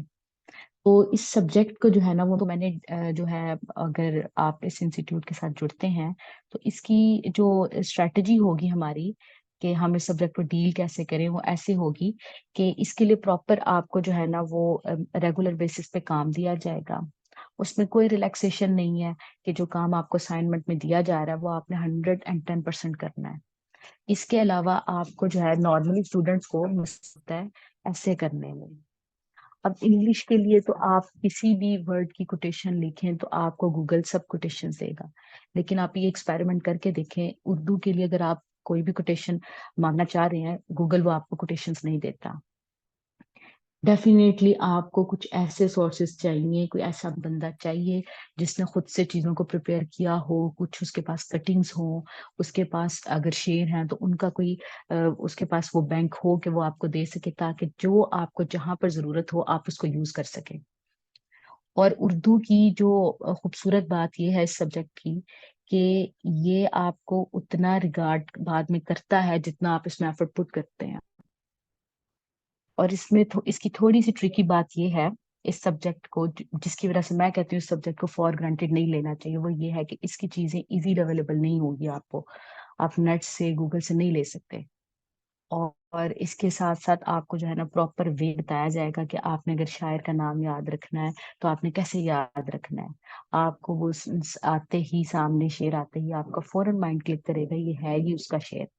और इसके साथ साथ आपको प्रॉपर इंट्रोडक्शन जो है वो हर शायर का दिया जाएगा, ताकि आप खूबसूरत वे में उसको लिख सकें। और उर्दू में सबसे ज्यादा पेपर करती है, यूज ऑफ कट मार्कर आपको जरूर आना चाहिए, पेपर को आपने प्रेजेंट कैसे करना है इसकी कंप्लीट आपको गाइडेंस दी जाएगी। डे टू डे एक्सरसाइज होंगी। इसके अलावा आउटलाइंस भी, एक्सटेंसिव आउटलाइंस आपसे बनवाई जाएंगी उर्दू के लिए, क्योंकि नॉर्मली उर्दू के बारे में स्टूडेंट्स को बहुत डाउट्स रहते हैं, पता नहीं उर्दू के जो है वो ऐसे करते हुए हमें आउटलाइन बनानी है नहीं बनानी है, इसका स्टार्ट कैसे करना है। सारी एफर्ट्स बाकी सब्जेक्ट को पुट करके, जिस सब्जेक्ट में आपको बहुत नंबर देने होते हैं हम नॉर्मली इसको इग्नोर कर जाते हैं। तो जब भी आप कंपेटिटिव एग्जाम्स की तैयारी को शुरू करें या किसी भी पेपर की तैयारी को शुरू करें, तो स्ट्रेटजी का डेवलप करना बहुत जरूरी है। जब तक आपके पास प्रॉपर इफेक्टिव स्ट्रेटजी नहीं होगी, आपका माइंड क्लियर नहीं होगा कि आप किस चीज के लिए compete कर रहे हैं और आपका कंपटीशन कितने लोगों से है। अब ये सारे एस्पिरेंट्स जो अभी इन्होंने तैयारी शुरू करनी है, हो सकता है इनका कंपटीशन उन लोगों के साथ होगा जो ऑलरेडी 4 to 5 ईयर से इस प्रोसेस में है और वो पढ़ रहे हैं। और अगर आपने उन लोगों को compete करना है तो आपने डेफिनेटली अपनी स्ट्रेटजी को उनसे बेहतर रखना है। और विदाउट मेंटोर्स और विदाउट गाइडेंस ये पॉसिबल नहीं होता। नॉर्मली स्टूडेंट क्या करते हैं कि वो चंद पैसों को बचाने के लिए अपनी अटेम्प्ट्स को जाया कर देते हैं, जो कि आप बाय भी नहीं कर सकते, जो आपको बाद में किसी ने भी नहीं देनी। तो मेरी जो एडवाइस है या जो मेरी आपको लिए सजेशन है वो यही है कि आप प्रॉपर गाइडेंस लें और जो है प्रॉपर आप स्ट्रेटेजी को डेवलप करें, वो कोई भी सब्जेक्ट हो। तो एक्सटेंसिव तैयारी करें, एक्सटेंसिव मॉक्स दें और पेपर प्रेजेंटेशन पर बहुत फोकस करें कि आपका पेपर बाकी कैंडिडेट से बेहतर होगा तो आपको बेहतर मार्क्स मिलने, अदरवाइज नहीं एग्जामिनर ने देने। बाकी अगर उर्दू से रिलेटेड कोई भी आपकी क्यूरी होगी तो वो डेफिनेटली इंशाल्लाह वो एट द एंड जो है वो उसको एड्रेस किया जाएगा। Thank you so much Mahnoor. Thank you so much ma'am, हमें ये डिफरेंस बताने के लिए कि जितनी उर्दू इम्पोर्टेंट है और जितनी इंग्लिश इम्पोर्टेंट है, दोनों एक लेवल पे हैं। और next we will proceed to ma'am Sitara. Ma'am Sitara, if you are here, okay, I guess so she is having some internet issue. So अगर हम इसे डिले नहीं करेंगे, before further do we will move forward to sir Bakhtiyar Khan. He is also CSS 2022 qualified and PMS 2019 qualified and currently serving as Assistant Director. Sir Bakht, if you are here. Yes, I'm here. Just give me a minute. Thank you. May I start? Yes, sir, sure. Okay. Good evening, अस्सलाम वालेकुम। तो मैं आपको पंजाबी के बारे में कुछ बताना चाहूँगा। पंजाबी क्यों ऑप्ट करनी चाहिए, एक तो मैं अपना इंट्रोडक्शन करवा दूं।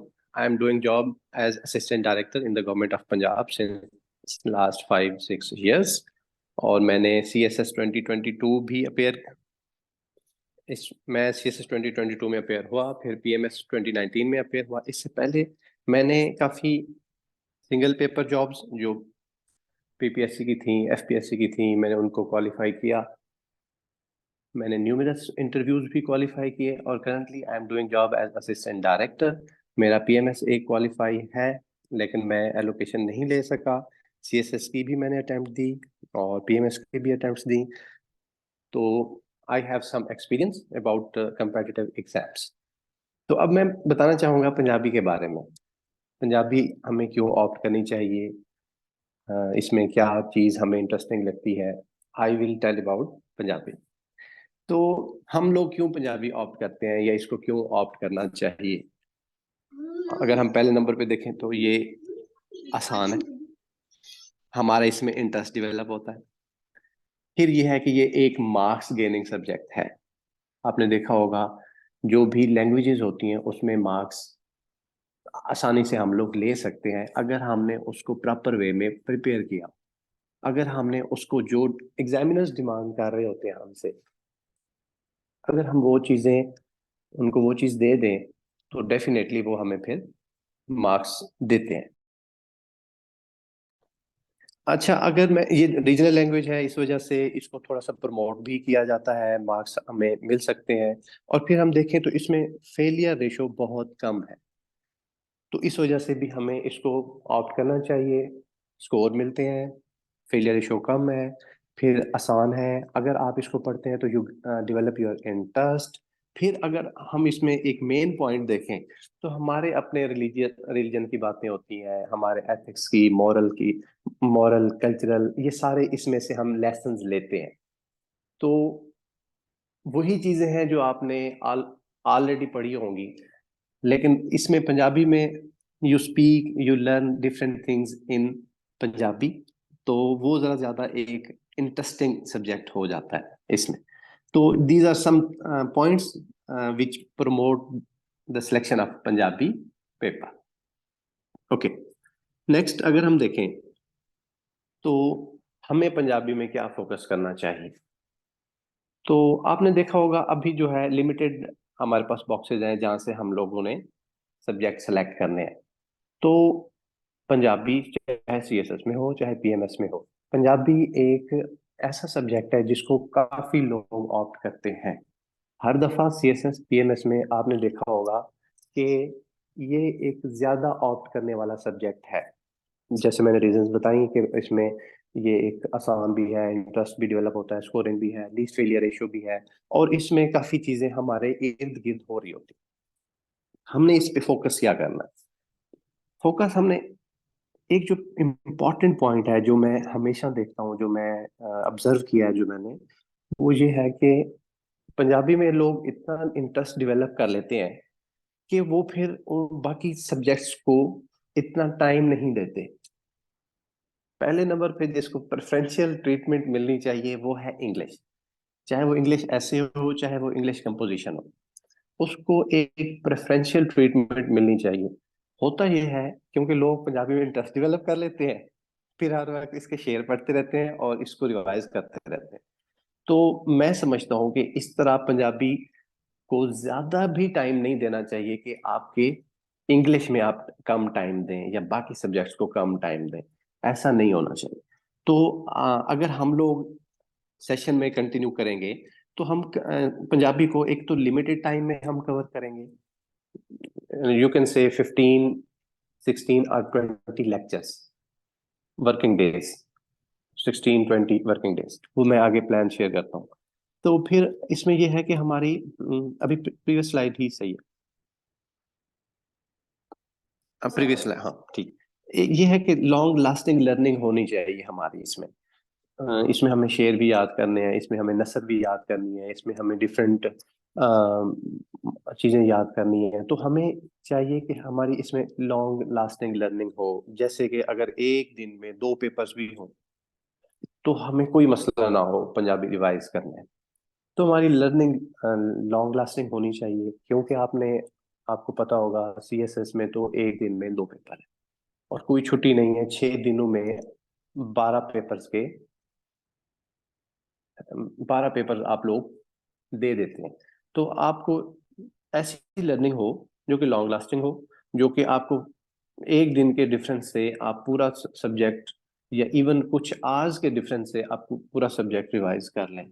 फिर है कि इसमें वो शेर याद करें, वो पोइम्स याद करें जो कि इजी टू लर्न हो, जो कि काफी देर तक याद रहे। मुश्किल भी है पंजाबी में, काफी अशआर पंजाबी में, काफी पोइम्स या शेर ऐसे हैं जो कि बिल्कुल ही आसानी से आप याद कर सकते हैं। तो हम वो चीज ऑप्ट करें जो हमारे पास लॉन्ग लास्टिंग हो और इजी टू लर्न हो।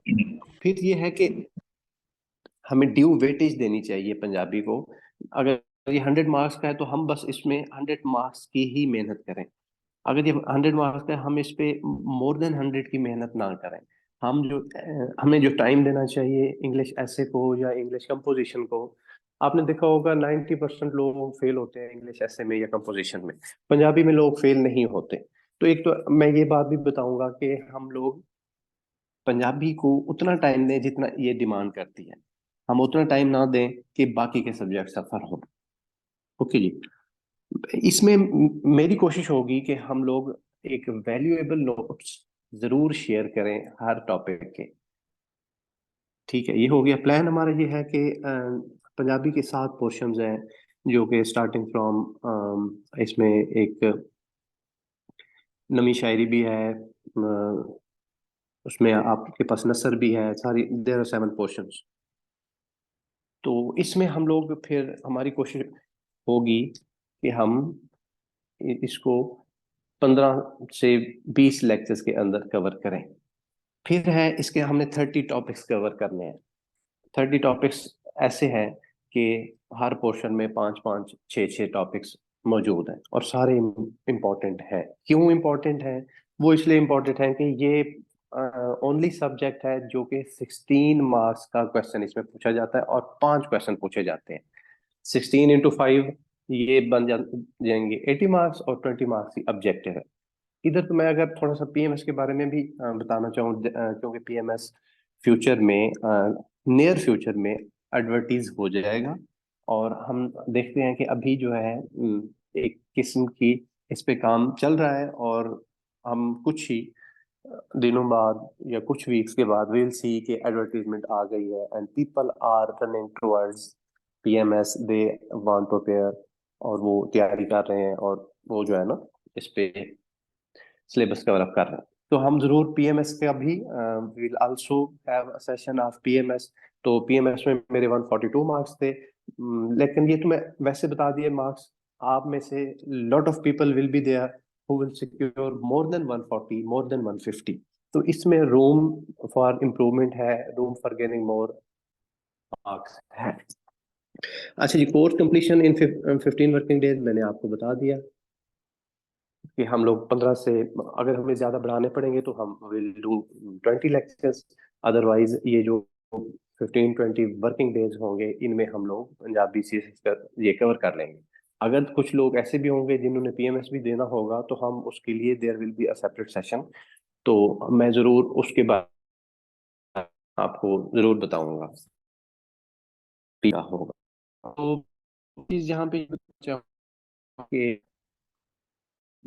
अगर कुछ ऐसे भी होंगे कि तैयारी करना चाहते हैं तो खुद से तैयारी जरूर करें। अच्छी बात है इसमें यह है कि आप ज्यादा टाइम कंज्यूम करेंगे। एक सब्जेक्ट है, सपोज एक टॉपिक है वो बाबा फरीद मसूद गंज शक्कर रहमतुल्लाह अलैह पे, तो उसमें अगर आप कोई भी बुक देखते हैं तो उसमें तो 80 उसके या 60, मोर देन 50 उसमें शेर लिखे होंगे। कुछ ऐसी इंफॉर्मेशन भी होगी जो कि आपको एग्जाम के लिए रिक्वायर नहीं, कुछ ऐसी भी इंफॉर्मेशन होगी जो कि आपको लाजमी पता होनी चाहिए। जैसे कि पीएमएस में भी ऑब्जेक्टिव है 10 मार्क्स का और सीएसएस में भी 20 मार्क्स का है। सीएसएस में 20 मार्क्स का है और इसमें भी ऑब्जेक्टिव है। अब इतनी मुश्किल तो ऑब्जेक्टिव नहीं होती, दोनों में आसान होती है, लेकिन कुछ ऐसी इंफॉर्मेशन होती है जो पर्टिकुलर पर्सन के बारे में आपको लाजमी पता होनी चाहिए। या एक पर्टिकुलर एक पॉइंट है, जैसे बाबा बुल्ले शाह है रहमतुल्लाह अलैह, जैसे कि सुल्तानुल अरफान हजरत सखी सुल्तान बाहू रहमतुल्लाह अलैह है। इनके मुर्शिद क्या है, बाबा बुल्ले शाह के मुर्शिद कौन थे, और इस तरह हजरत बाबा फरीद मसूद गंज शक्कर के मुर्शिद कौन थे। तो ये जरूर इस तरह की पर्टिकुलर इंफॉर्मेशन वो पूछ लेते हैं। आप खुद से करना चाहेंगे तो जरूर आप खुद से भी ये कर सकते हैं, लेकिन ये चीज इंग्लिश के साथ नहीं होनी चाहिए। आप इंग्लिश में जरूर कोई ना कोई मेंटोर लाजमी ऑप्ट कीजिएगा, चाहे वो प्रेसी हो चाहे वो ऐसे हो। तो जब भी आपने पंजाबी ऑप्ट करनी है तो उससे पहले आपकी सफिशिएंट प्रिपरेशन होनी चाहिए ऐसे की और प्रेसी की। तो that is all from my side. Thank you so much. मुझे बहुत इस अच्छा लगा पैनलिस्ट की बातें सुन के और अपना एक्सपीरियंस शेयर करके। That is all from my side. Thank you so much, sir, for letting us know about the importance of Punjabi in CSS and PMS. We are having Miss Naz among us. Dr. Sitara Naz, if you can listen, if you are here. Ma'am Sitara. Yes, I am here. Okay. Over to you, ma'am. Assalamu alaikum. Walaikum salam. Thank you so much. आप सब लोगों को यहाँ पे देख के मैं चाहूँगी कि इल्लामा इकबाल का एक शेर है जिससे आगाज किया जाए। वो कहते हैं कि अकाबी रूह जब बेदार होती है जवानों में, नजर आती है उनको अपनी मंजिल आसमानों में। आप यहाँ पे 71 72 लोग हैं, जो 2 लोग हैं, तो इसकी रीजन ये है कि आपको अपनी मंजिल नजर आ रही है। अब मंजिल तो नजर आ गई है, अब उस मंजिल तक जाना कैसे है? बहुत सारे रास्ते हैं, जिसमें से एक रास्ता आपने अल हक को भी, जाहिर है यहाँ पे बैठे हैं तो आपने अपनी मंजिल के लिए बेसिकली आपको अपने मंजिल का तयन कर चुके हैं कि हमने यहाँ पर पहुंचना है। अब देख रहे हैं कि हम कौन सी मंजिल जो है वो सॉरी कौन सा रास्ता जो है सेलेक्ट करें जो हमें वहां तक अच्छे से पहुंचा सके कामयाबी के साथ। तो उसके बहुत सारे आपके पास अपॉर्चुनिटीज होंगी, बहुत सारी डिस्कशन हो चुकी है। इंट्रोडक्शन आपका आपके सामने ही है। मेरा पीएचडी बॉटनी है और साइकोलॉजी और फिलॉसफी में इंटरेस्ट है। और उसके अलावा आई थिंक सो जब हमारी इंटरेक्शन होगी तो मज़ीद तारुफ हो जाएगा। स्लाइड की तरफ आते हैं हम, अपने जो डिस्कशन है हमारी उसकी तरफ आते हैं। अब 600 के जो मार्क्स कंपल्सरी होते हैं वो तो ऑलरेडी फाइनल होते हैं। नेक्स्ट हमें ऑप्शनल को सिलेक्ट करना होता है, और ऑप्शनल को सिलेक्ट करने में बड़ा मसला आ रहा होता है स्टूडेंट्स को। तो वहाँ पे एक सबसे अहम जो चीज़ है वो स्टूडेंट को ये अपने जहन में रखनी चाहिए कि अभी उसका रिटर्न एग्जाम है, तो रिटर्न एग्जाम में ऑप्शनल सिलेक्ट करना ये नहीं है कि वो अपने आप को वहाँ पे मास्टर प्रूफ करके आए कि उस वो सब्जेक्ट में वो बड़ा माहिर है, या इतने साल उसने पढ़ा था, या इतना इस पे काम किया हुआ है। जस्ट उसका जो एम है वो ये है, उसका मकसद ये है ऑप्शनल को ऑप्ट करने का कि मैं इसमें हाई स्कोर जो है वो गेन कर सकूं। ये पहली उसको अपने जहन में रखनी चाहिए, जिसके लिए उसको ट्रेंड देखना होगा, अपना इंटरेस्ट भी देखना है, अपना प्रीवियस नॉलेज भी देखना है, और सबसे इम्पोर्टेंट चीज़ जो है वो ट्रेंड देखेगा, और ट्रेंड के साथ साथ वो उसका सिलेबस भी देखेगा, ठीक है, कि आया वो उसको कवर कर सकता है कि नहीं। तो ये थोड़ी सी मैंने आपके सामने जो है वो स्लाइड एक ब्रीफली जो चीज़ें हैं वो आपके सामने की हैं बॉटनी और फिलॉसफी के लिहाज से, सीएसएस और पीएमएस की। बॉटनी सब्जेक्ट जो है वो साइंस स्टूडेंट्स मतलब उनके लिए है, चाहे सीएसएस है चाहे पीएमएस है।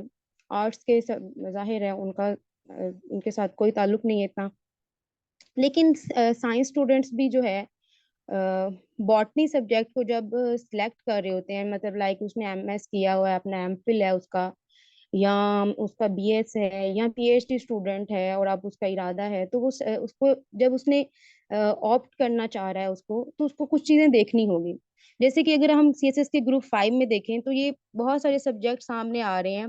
जैसे कि एक इन्वायरमेंटल साइंस का स्टूडेंट है, वो प्रेफर करेगा कि जी मैंने 4 साल इन्वायरमेंटल साइंस पढ़ी है तो मैं यही जो है वो ऑप्ट करूं। लेकिन यहाँ पे फिर वही बात जो पहले की है कि आपने ये देखना होगा कि उसका सिलेबस कैसा है, ठीक है, उसका सिलेबस कैसा है, ठीक है, आया मैं उसको कवर कर सकता हूँ। फिर अब जैसे कि बॉटनी जिसने पढ़ी है तो वो कहेगा कि जी मेरे लिए इन्वायरमेंटल साइंस या एग्रीकल्चर एंड फॉरेस्ट्री बड़ी मतलब इजी है, मैं कर सकूंगा। मेरे ख्याल में यहाँ पे स्टूडेंट को सब्जेक्ट का सिलेबस और उसका ट्रेंड देखते हुए उसको सिलेक्ट करना चाहिए। और जब हम बॉटनी की बात करते हैं, जब हम एक बॉटनी सब्जेक्ट की बात कर रहे हैं, तो वहाँ पे एक इन्वायरमेंटल साइंस का भी अगर स्टूडेंट है, मोस्टली कर लेते हैं क्योंकि ये ओवरलैप कर रहा होता है ऐसे के साथ, सीए और जियोग्राफी के साथ, इसको ऑप्ट कर लिया जाता है। लेकिन इसका सिलेबस इतना लेंथी होता है और एट द एंड यानी कि उस कंप्लीट नहीं उससे हो पाता, तो ये इसका एक ड्रॉबैक उसके सामने आ जाता है। इसी तरह से जोलॉजी है, बाकी आप जोलॉजी है, एग्रीकल्चर एंड फॉरेस्ट्री है, उस इन सब्जेक्ट्स को देखा जाए तो इनका ये जो मीडियम गुड एंड गुड ये स्कोर ट्रेंड है, यानी कि अगर आप बॉटनी ऑप्ट कर रहे हैं तो ये ट्रेंड में गुड है, ये अच्छे मार्क्स देती है आपको, आप अच्छे मार्क्स अवेल कर सकते हैं। और इसका सिलेबस जो है सीएसएस के कंपेयर सीएसएस और एमएस का पीएमएस का कंपैरिजन किया जाए तो वही चीजें हैं जो पीएमएस में है, लेकिन सीएसएस में उसको थोड़ा सा सम अप किया हुआ, थोड़ा सा यानी कि जो क्या है एक्सट्रैक्ट किया हुआ है, कम किया हुआ है। पीएमएस की बात करें अगर हम, वहां पे आपके पास 4 सब्जेक्ट हैं, और उन 4 सब्जेक्ट्स में से आपने जो है वो बॉटनी को सिलेक्ट करना होता है। महानूर नेक्स्ट स्लाइड कीजिएगा, ठीक है। अब उसमें भी आप बॉटनी ऑप्ट करते हैं, अगर आपका बॉटनी सब्जेक्ट है तो उसके आपके 2 पेपर होंगे। महानूर मेरी आवाज आ रही है जी? उसमें आपके पीएमएस में आपके बॉटनी के 2 पेपर होंगे, पेपर 1 और पेपर 2। अब अगर इसके सिलेबस की बात की जाए, बॉटनी जो सीएसएस की है उसमें आपके लिए एक अपॉर्चुनिटी, मतलब एक तरह से यानी कि ये होता है कि आप 20 मार्क्स आपके एमसीक्यूज के हैं और 80 मार्क्स आपकी जो है वो इंशा होती है, यानी कि आपने लॉन्ग क्वेश्चन जो है वो करने होते हैं। अच्छा, पेपर जब आपने क्वेश्चन, ये सब सब जो है सब्जेक्ट्स के लिए, जब आपने सब्जेक्ट सिलेक्ट करना होता है तो आपने उसको जब सिलेबस को देखना है, तो उसमें सबसे एक मजे की जो चीज होती है वो क्लोज एंडेड है। जब हम बॉटनी की और फिलोसफी की बात करते हैं, फिलोसफी का सिलेबस बहुत शॉर्ट है, पीएमएस में आपको वो सिलेक्ट कर, मतलब पीएमएस में या सीएसएस में आप अगर उसको सिलेक्ट करते हैं, यहाँ पे आपको पीएमएस के लिए जो है वो जो है सर्विसेज मिलेंगी। तो उसमें ये है कि आप देखें कि वो क्लोज एंडेड है, यानी कि लाइक उसमें ये नहीं है कि वो कहीं से भी किसी तरह का भी क्वेश्चन आपको दे देंगे, जैसे कि इंटरनेशनल रिलेशन है, हिस्ट्री से रिलेटेड है। ये ऐसे सब्जेक्ट्स हैं जो कि क्लोज एंडेड है, इनके टू द पॉइंट होगा, जो सिलेबस आपको दिया हुआ है उसी में से क्वेश्चंस होंगे। उसमें आपका, अगर आप पास्ट पेपर्स को निकाल के देखें तो आपके पास आएगा डिस्क्राइब फलां, स्टेट फलां, एक्सप्लेन फलां, what is this, what is this. तो यानी कि ये स्टूडेंट के लिए मतलब इजी होता है। जैसे कि सेशन के स्टार्ट में ही कहा है कि ये जो गेम है, रिटन एग्जाम में मार्क्स, सिर्फ हमें मार्क्स चाहिए, हमें नहीं उनको बताना कि हमारा बैकग्राउंड, मैंने पीएचडी किस में की है, मैंने एमफिल किस में किया है, मैंने मास्टर मेरा किस में है, बैचलर किस में है, हमने मार्क्स लेने हैं। ठीक है, जैसे कि अक्सर फिलोसफी बहुत इंटरेस्टिंग सब्जेक्ट है, कुछ नहीं ऑप्ट करते कि हमने कभी पढ़ी नहीं है, हालांकि बहुत मजे की है, लॉजिक्स है, हमें बचपन से सिखाया जाता है कि जी जिंदगी में वाई ले आओ तो जिंदगी संवर जाएगी। तो ये वाई जो है इसका जवाब हमें फिलोसफी ही देती है ना, लॉजिक्स, ये जिसको हम कह देते हैं, अक्सर यूज करते हैं इस टर्म को। तो हमें क्या है कि सब्जेक्ट को नंबर वन पे क्या है, उसके क्लोज एंडेड को देखना है। तो बॉटनी जो है एक मीडियम सिलेबस है उसका, और वो क्लोज एंडेड सब्जेक्ट है और गुड मार्क्स देता है, ट्रेंड में जो है वो गुड में गुड रैंकिंग में आ रहा है कि इनके अच्छे मार्क्स आते हैं इससे। फिलोसफी के ही ऐसा ही है, सेकंड स्लाइड में क्लोज एंडेड है और बहुत शॉर्ट सिलेबस है। अगर आप सीएसएस के ग्रुप देखें चाहे आप पीएमएस का ग्रुप देखें, तो जो फिलोसफी सब्जेक्ट है आपको दोनों दोनों एग्जाम्स के सिलेबस में जो फिलोसफी का सिलेबस है वो आपको बाकी जो सब्जेक्ट है उसके कंपैरिजन में बहुत शॉर्ट मिलेगा, बहुत शॉर्ट है और मजे की चीज है, क्लोज एंडेड है। और आपके इसके कितने पास्ट पेपर हैं, क्योंकि ऑप्शनल सेलेक्ट करने से पहले एक तरीकाकार होता है कि आप उस सब्जेक्ट से सिलेबस देखें, कुछ पास्ट पेपर देखें, फिर आप यानी कि नेक्स्ट स्टेप की तरफ आए।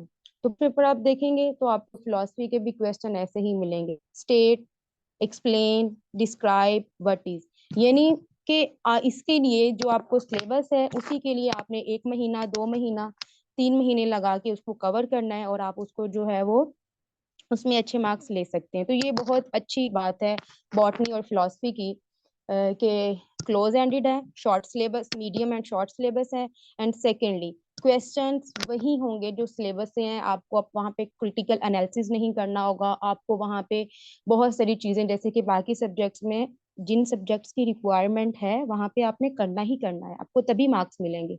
लेकिन इन सब्जेक्ट्स की इतनी रिक्वायरमेंट नहीं है कि आपको बहुत ही डेप्थ में जाके चीजों को लेके चलना है, नहीं, आपने टू द पॉइंट चलना है और फिर आपने क्वेश्चंस को जो है वो अच्छे से आप अटेम्प्ट कर सकते हैं। पेपर की भी थोड़ी सी बात हुई थी, तो सिर्फ शॉर्टली बताती चलूं 1 मिनट में कि जो बॉटनी का पेपर है, सीएसएस का जैसे बताया है कि 20 एमसीक्यूज और 80 जो है वो आपके लॉन्ग क्वेश्चन होंगे। पीएमएस की बात करें तो ये पेपर 1 और पेपर 2 होगा। तो बड़ी मजे की बात है, पेपर 1 में क्या है कि आपने जस्ट प्लांट एवोल्यूशन की बात करनी है कि एल्गी से एंजियोस्पर्म्स तक कैसे पहुंचे प्लांट्स। फिर सेकंड जो पेपर बी होगा उसमें आपने तमाम सिस्टम्स की बात करनी है और जो इंटरेक्शंस हैं इन्वायरमेंट के साथ प्लांट्स की उसके बारे में बात करनी है, लाइक फिजियोलॉजी, इकोलॉजी, साइटोलॉजी, ये सब कुछ। अब बात आती है कि हम इसको कैसे लेके चलेंगे। नंबर्स की गेम है, ये बात हो चुकी है और इस वजह से हमने इन दोनों सब्जेक्ट्स के जो है वो इम्पोर्टेंस बता चुकी हूँ कि ये नंबर्स की गेम है, जैसे कि मैम अफशा ने कहा है। तो नंबर की गेम्स में बड़ा आपको एहतियात से यानी कि सिलेक्शन करनी होगी ताकि आपके नंबर आपके हाथ से ना जाए, एक नंबर भी ना जाए। सेकेंडली अगर हम अगली बात पे आए कि हम कैसे इस चीज को लेके चलेंगे, अगर आप ज्वाइन हमें करेंगे तो हमारे पास क्या प्लान है बॉटनी को या फिलोसफी को लेकर। सबसे पहली जो चीज़ है, आप सब लोगों ने, जैसे कि पहले ही मैंने शेर से बात की कि आप लोगों को अपनी मंजिल नज़र आ चुकी है। तो जब मंजिल नज़र आ गई है तो 12th फेल सबने मूवी देखी होगी। जब उसने पूछा कि मैं आईपीएस करना चाहता हूँ तो मैं क्या करूँ, तो उसने कहा चीटिंग छोड़ दो बस। तो आपको हम स्ट्रेटजीज बताएंगे। हत्ता के इस अलहक प्लेटफॉर्म की सबसे मजे की जो चीज जो ये है कि आपको, यानी कि ऐसे होते हैं ना फिंगर पकड़ के चलाना, ये चीज है, लेकिन करना आपने खुद है। नोट्स आपको इन सब्जेक्ट्स के प्रोवाइड नहीं किए जाएंगे, आपको हर चीज रेकमेंड की जाएगी। जहाँ पे आपको, जैसे कि मैम अरफा ने कहा है कि जिस टाइम भी आप स्टक हो जाएं, कहीं मुझे समझ नहीं आ रहा, कोई भी टाइम है, आप मैसेज करें, आपको गाइड किया जाएगा। और फौरन आपको जो है उस सब्जेक्ट से रेलिवेंट, उस टॉपिक से, या जहाँ पे आप स्टक हो चुके हैं वहाँ पे आपको रिलीफ दी जाएगी। लेकिन नोट्स आपसे बनवाए जाएंगे, आपके चेक किए जाएंगे। ये आपको नोट्स बना के दिए नहीं जाएंगे, लेकिन आपके नोट्स चेक जरूर किए जाएंगे कि इसमें कौन सी चीजें मजीद ऐड हो सकती हैं, मजीद आप कौन सी चीजें आप इसको स्किप कर दें। सेकेंडली इसमें यह है कि टाइम मैनेजमेंट, कुछ स्ट्रेटजीज होती हैं। देखिए सीएसएस पीएमएस जो एग्जाम है ना, ये हाई लेवल का एग्जाम है, तो हमें बिहेव भी वैसे करना होगा। मतलब जैसे कहते हैं ना, बड़ा सोचो तो, यानी कि थिंक ग्रो वाले एक आपने बात होगी कि आप बड़ा सोचते हैं तो बड़ा बनते हैं। ठीक है, तो जब सीएसएस आपने सिर्फ अभी सोचा है, लेकिन आप जब सीएसएस को अपनी जिंदगी में लेके आएंगे, फॉर एग्जांपल आज आपने डिसाइड कर लिया, कल से आप सीएसपी की तरह, तो 1 साल बाद, 2 साल बाद आपको कोई भी सीएसपी ऑफिसर बनने से नहीं रोक सकता। तो ये तमाम चीजें आपको साथ साथ दी जाएंगी। ये सबसे यानी कि इस सेशन की चीज होगी पॉजिटिव जो है आपके लिए। मैनेजमेंट है, फील्ड है, मतलब बॉटनी और फिलोसफी सेशन के साथ साथ आपको ये भी दी जाएगी।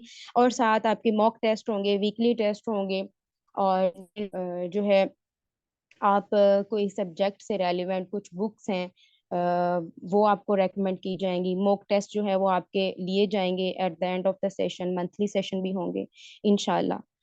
मजीद आपका कोई क्वेश्चन होगा तो आप पूछ लीजिएगा। ये सब कुछ मेरी तरफ से था। खुदा हाफिज। Thank you so much ma'am, आपने हमें बताया बॉटनी और फिलोसफी के बारे में। अब we will move lastly towards miss Aliza. She is CSS 2023 qualified and a position holder in PMS and currently serving as Inspector FIA.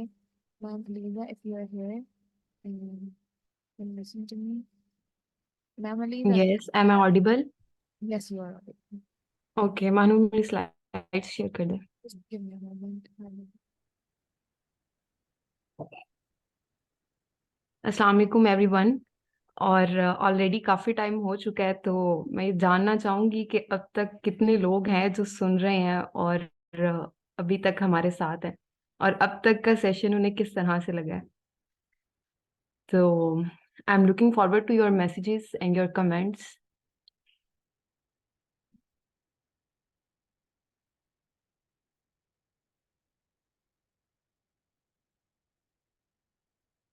Ma'am ji अस्सलाम वालेकुम। बहुत अच्छा सेशन जा रहा है, बहुत मज़ा आ रहा है ma'am. Okay, good. Yes ma'am. So let me introduce myself.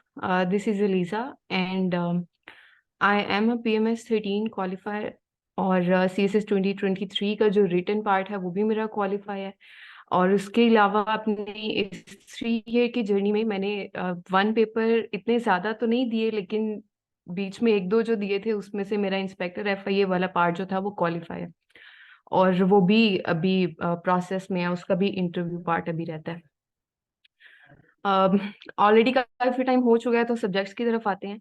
Next slide करिएगा।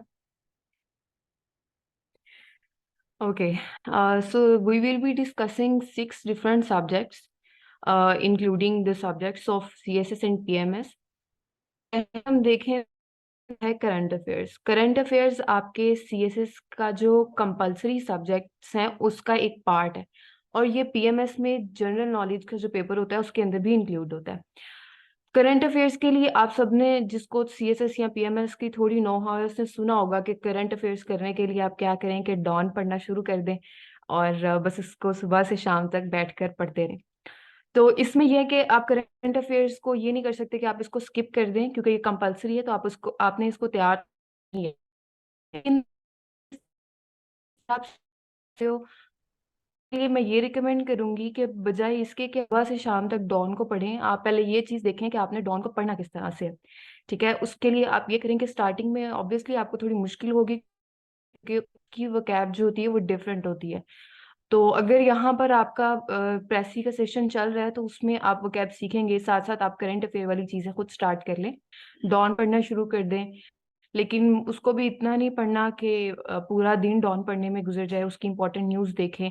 इसके अलावा उर्दू न्यूज़ भी सुने, ताकि आपका जो टाइम है वो इतना ज़्यादा कंज्यूम ना हो। अगर हम इसके स्कोरिंग ट्रेंड की बात करें, तो अगर पिछले सालों की डीएमसी देखी जाए तो उसमें इसका स्कोर जो है वो इतना नहीं जाता ऊपर। बहुत से स्टूडेंट्स जो हैं वो 40-50 यहाँ तक रहते हैं। ऐसा नहीं है कि इससे ज़्यादा आ नहीं सकता, इससे ज़्यादा आ सकता है, लेकिन उसकी वजह यह है कि बहुत से स्टूडेंट्स करंट अफेयर्स को इतना सीरियस नहीं लेते, और दूसरा ये होता है कि उनको करंट अफेयर का पेपर करने का तरीका नहीं आता होता। अब हमारे इस सेशन में क्या होगा कि करंट अफेयर्स को प्रिपेयर किस तरह से करना है ये भी बताया जाएगा। जितने भी करंट अफेयर के टॉपिक्स हैं जो आपके सिलेबस में गिवन है, आप जाकर उनको देखें, उनको सिलेबस को डाउनलोड करें, उसके टॉपिक्स को देखें उसका पास पेपर किस तरह से आए हुए हैं, उसका एनालिसिस करें। ये सारी चीजें हम इस सेशन में देखेंगे। ठीक है, और स्पेसिफिकली जो कर रहे होते हैं भी कवर किया जाएगा इस सेशन में।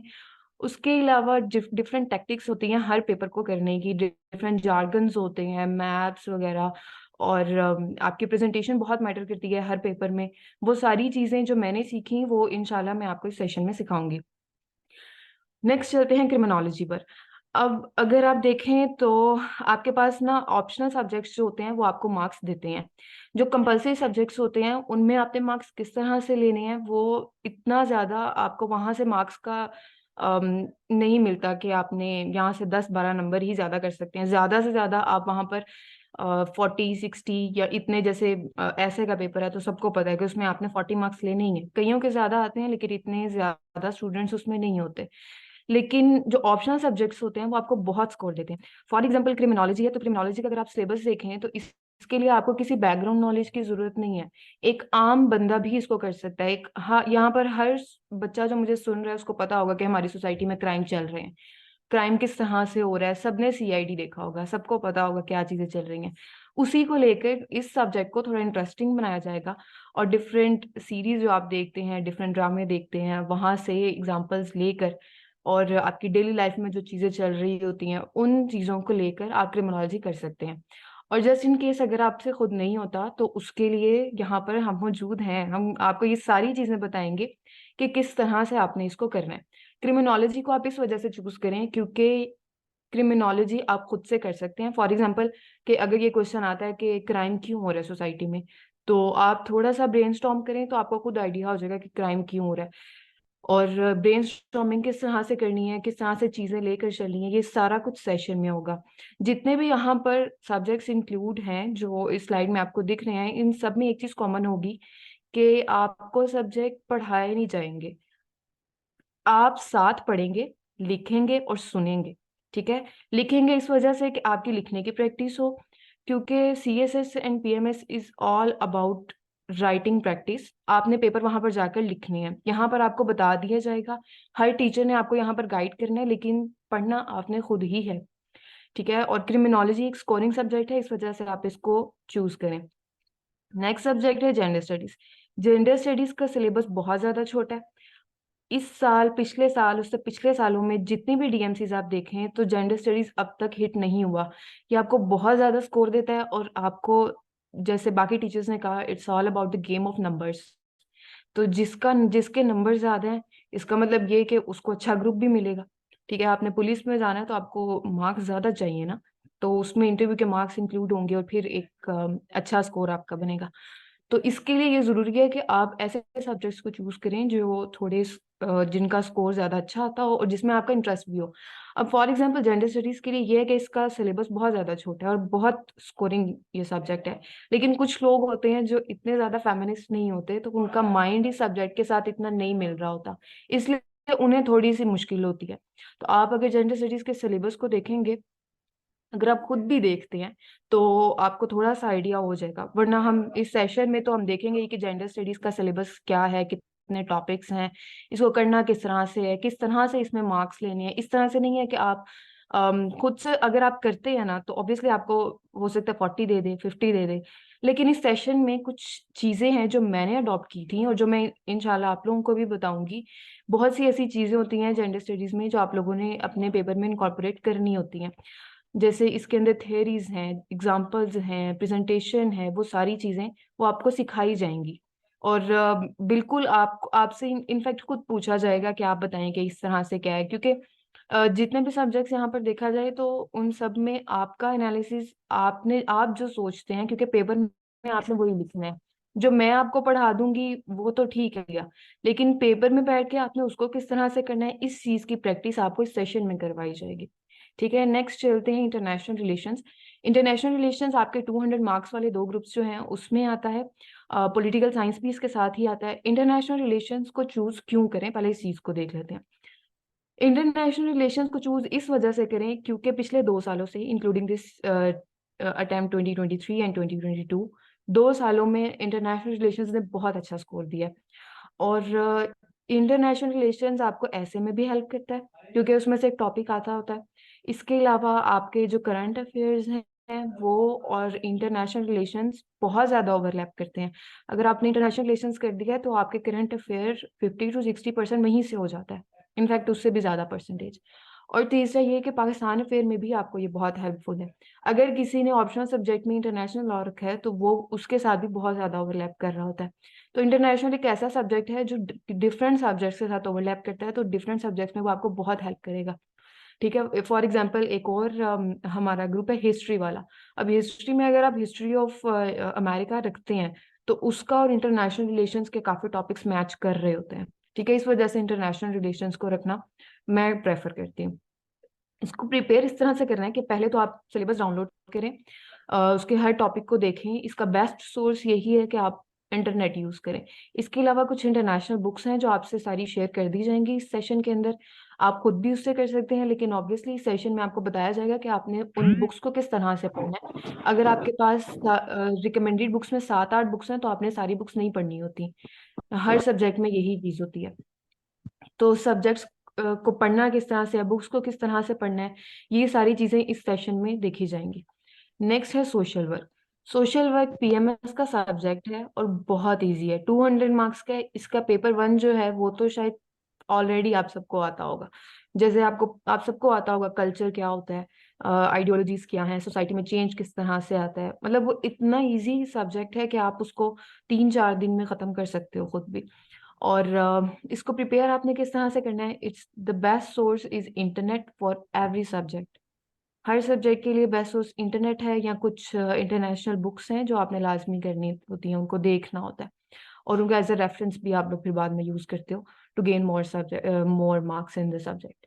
तो इसका स्कोरिंग ट्रेंड अगर हम देखें तो इट्स नॉर्मल, ठीक है, और क्लोज एंडेड सब्जेक्ट है। जैसे मैम सितारा ने बात की कि इसमें यह है कि जो आपका सिलेबस है उसी के अंदर से पूछा जाएगा, वो आपसे बाहर से कहीं नहीं पूछ सकता। ठीक है, और इस सेशन में यही होगा कि आपको एक तो बताया जाएगा कि किस तरह से प्रिपेयर करना है, आपको हर चीज़ करवाई जाएगी, हर टॉपिक करवाया जाएगा, पास पेपर्स को देखा जाएगा, किस तरह से करना है, इस क्वेश्चन को सोल्व किस तरह से करना है, ये सारी चीज़ें होंगी। ये जितने भी सब्जेक्ट्स हैं और इनके जितने भी सेशन हैं सब में यही होगा कि आपसे काम लिया जाएगा, आपसे लिखवाया जाएगा, आपको असाइनमेंट्स दी जाएंगी, टेस्ट दिए जाएंगे, इंक्लूडिंग 1 ग्रैंड मॉक। उसके अलावा बहुत सी असाइनमेंट और टेस्ट होंगे जो आपने करने होंगे। तो इंशाल्लाह at the end of every session आप इतने कैपेबल हो जाएंगे कि आप उसको 60 to 70% आप कर सकें। ठीक है, बाकी कुछ चीज़ें होती हैं जो आपने रिवीजन अगर आप करते रहें तो फिर आप उसको अच्छे से मेमोराइज करते हैं और फिर आपकी अंडरस्टैंडिंग भी अच्छी होती है। नेक्स्ट सब्जेक्ट है जोलॉजी। मेरी डिग्री जोलॉजी में है और जोलॉजी मैंने पीएमएस में ऑप्ट भी किया था। जोलॉजी सीएसएस और पीएमएस दोनों में बहुत स्कोरिंग सब्जेक्ट है, क्लोज एंडेड है, जो आपका सिलेबस है उसी में से पूछा जाएगा। अगर आप इसको खुद प्रिपेयर करना चाहते हैं तो उसके लिए आपको सिलेबस देखना पड़ेगा। और the best book is Miller and Harley. और उसके अलावा अगर आप पीएमएस में इसको देखते हैं तो पीएमएस में आप एफएससी की बुक्स से भी कुछ टॉपिक्स कर सकते हैं, लेकिन उसके अलावा फिर इंटरनेट पर बहुत सी ऐसी चीज़ें हैं जो आप खुद से करेंगे तो शायद एक स्कोर का डिफरेंस आ जाए उससे जो जिसने कहीं से गाइडेंस ली होगी। तो गाइडेंस बहुत ज़्यादा ज़रूरी होती है इस सब्जेक्ट को। अगर आपकी बैकग्राउंड की डिग्री जोलॉजी है या बायोटेक है या फॉर्म डी है, इस तरह से बायो से रिलेटेड कोई डिग्री है, फिर तो आप इस सब्जेक्ट को चूज करें। अगर आपकी डिग्री पीएमएस के उन ग्रुप्स में नहीं है तो फिर आप इस सब्जेक्ट को कंसिडर कर सकते हैं, ठीक है। और नेक्स्ट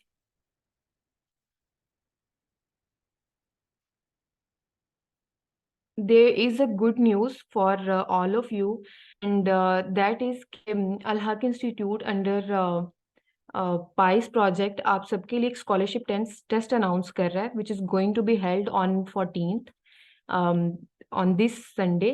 और उसमें ये होगा कि आप लोगों का एक ऑनलाइन स्कॉलरशिप टेस्ट होगा और वो लिमिटेड टाइम होगा उसका, वो सारा आपको बता दिया जाएगा। और उसमें जो जिनकी टॉप 50 पोजीशंस होंगी उनको 50% डिस्काउंट मिलेगा।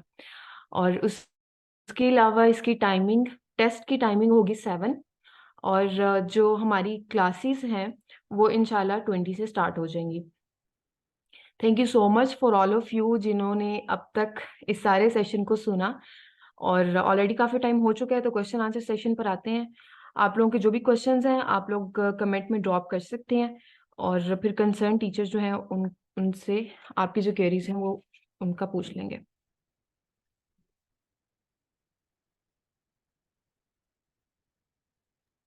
अगर किसी ने माइक अनम्यूट करके अपना सवाल पूछना तो वो भी पूछ सकता है। Participants, if I am audible to you.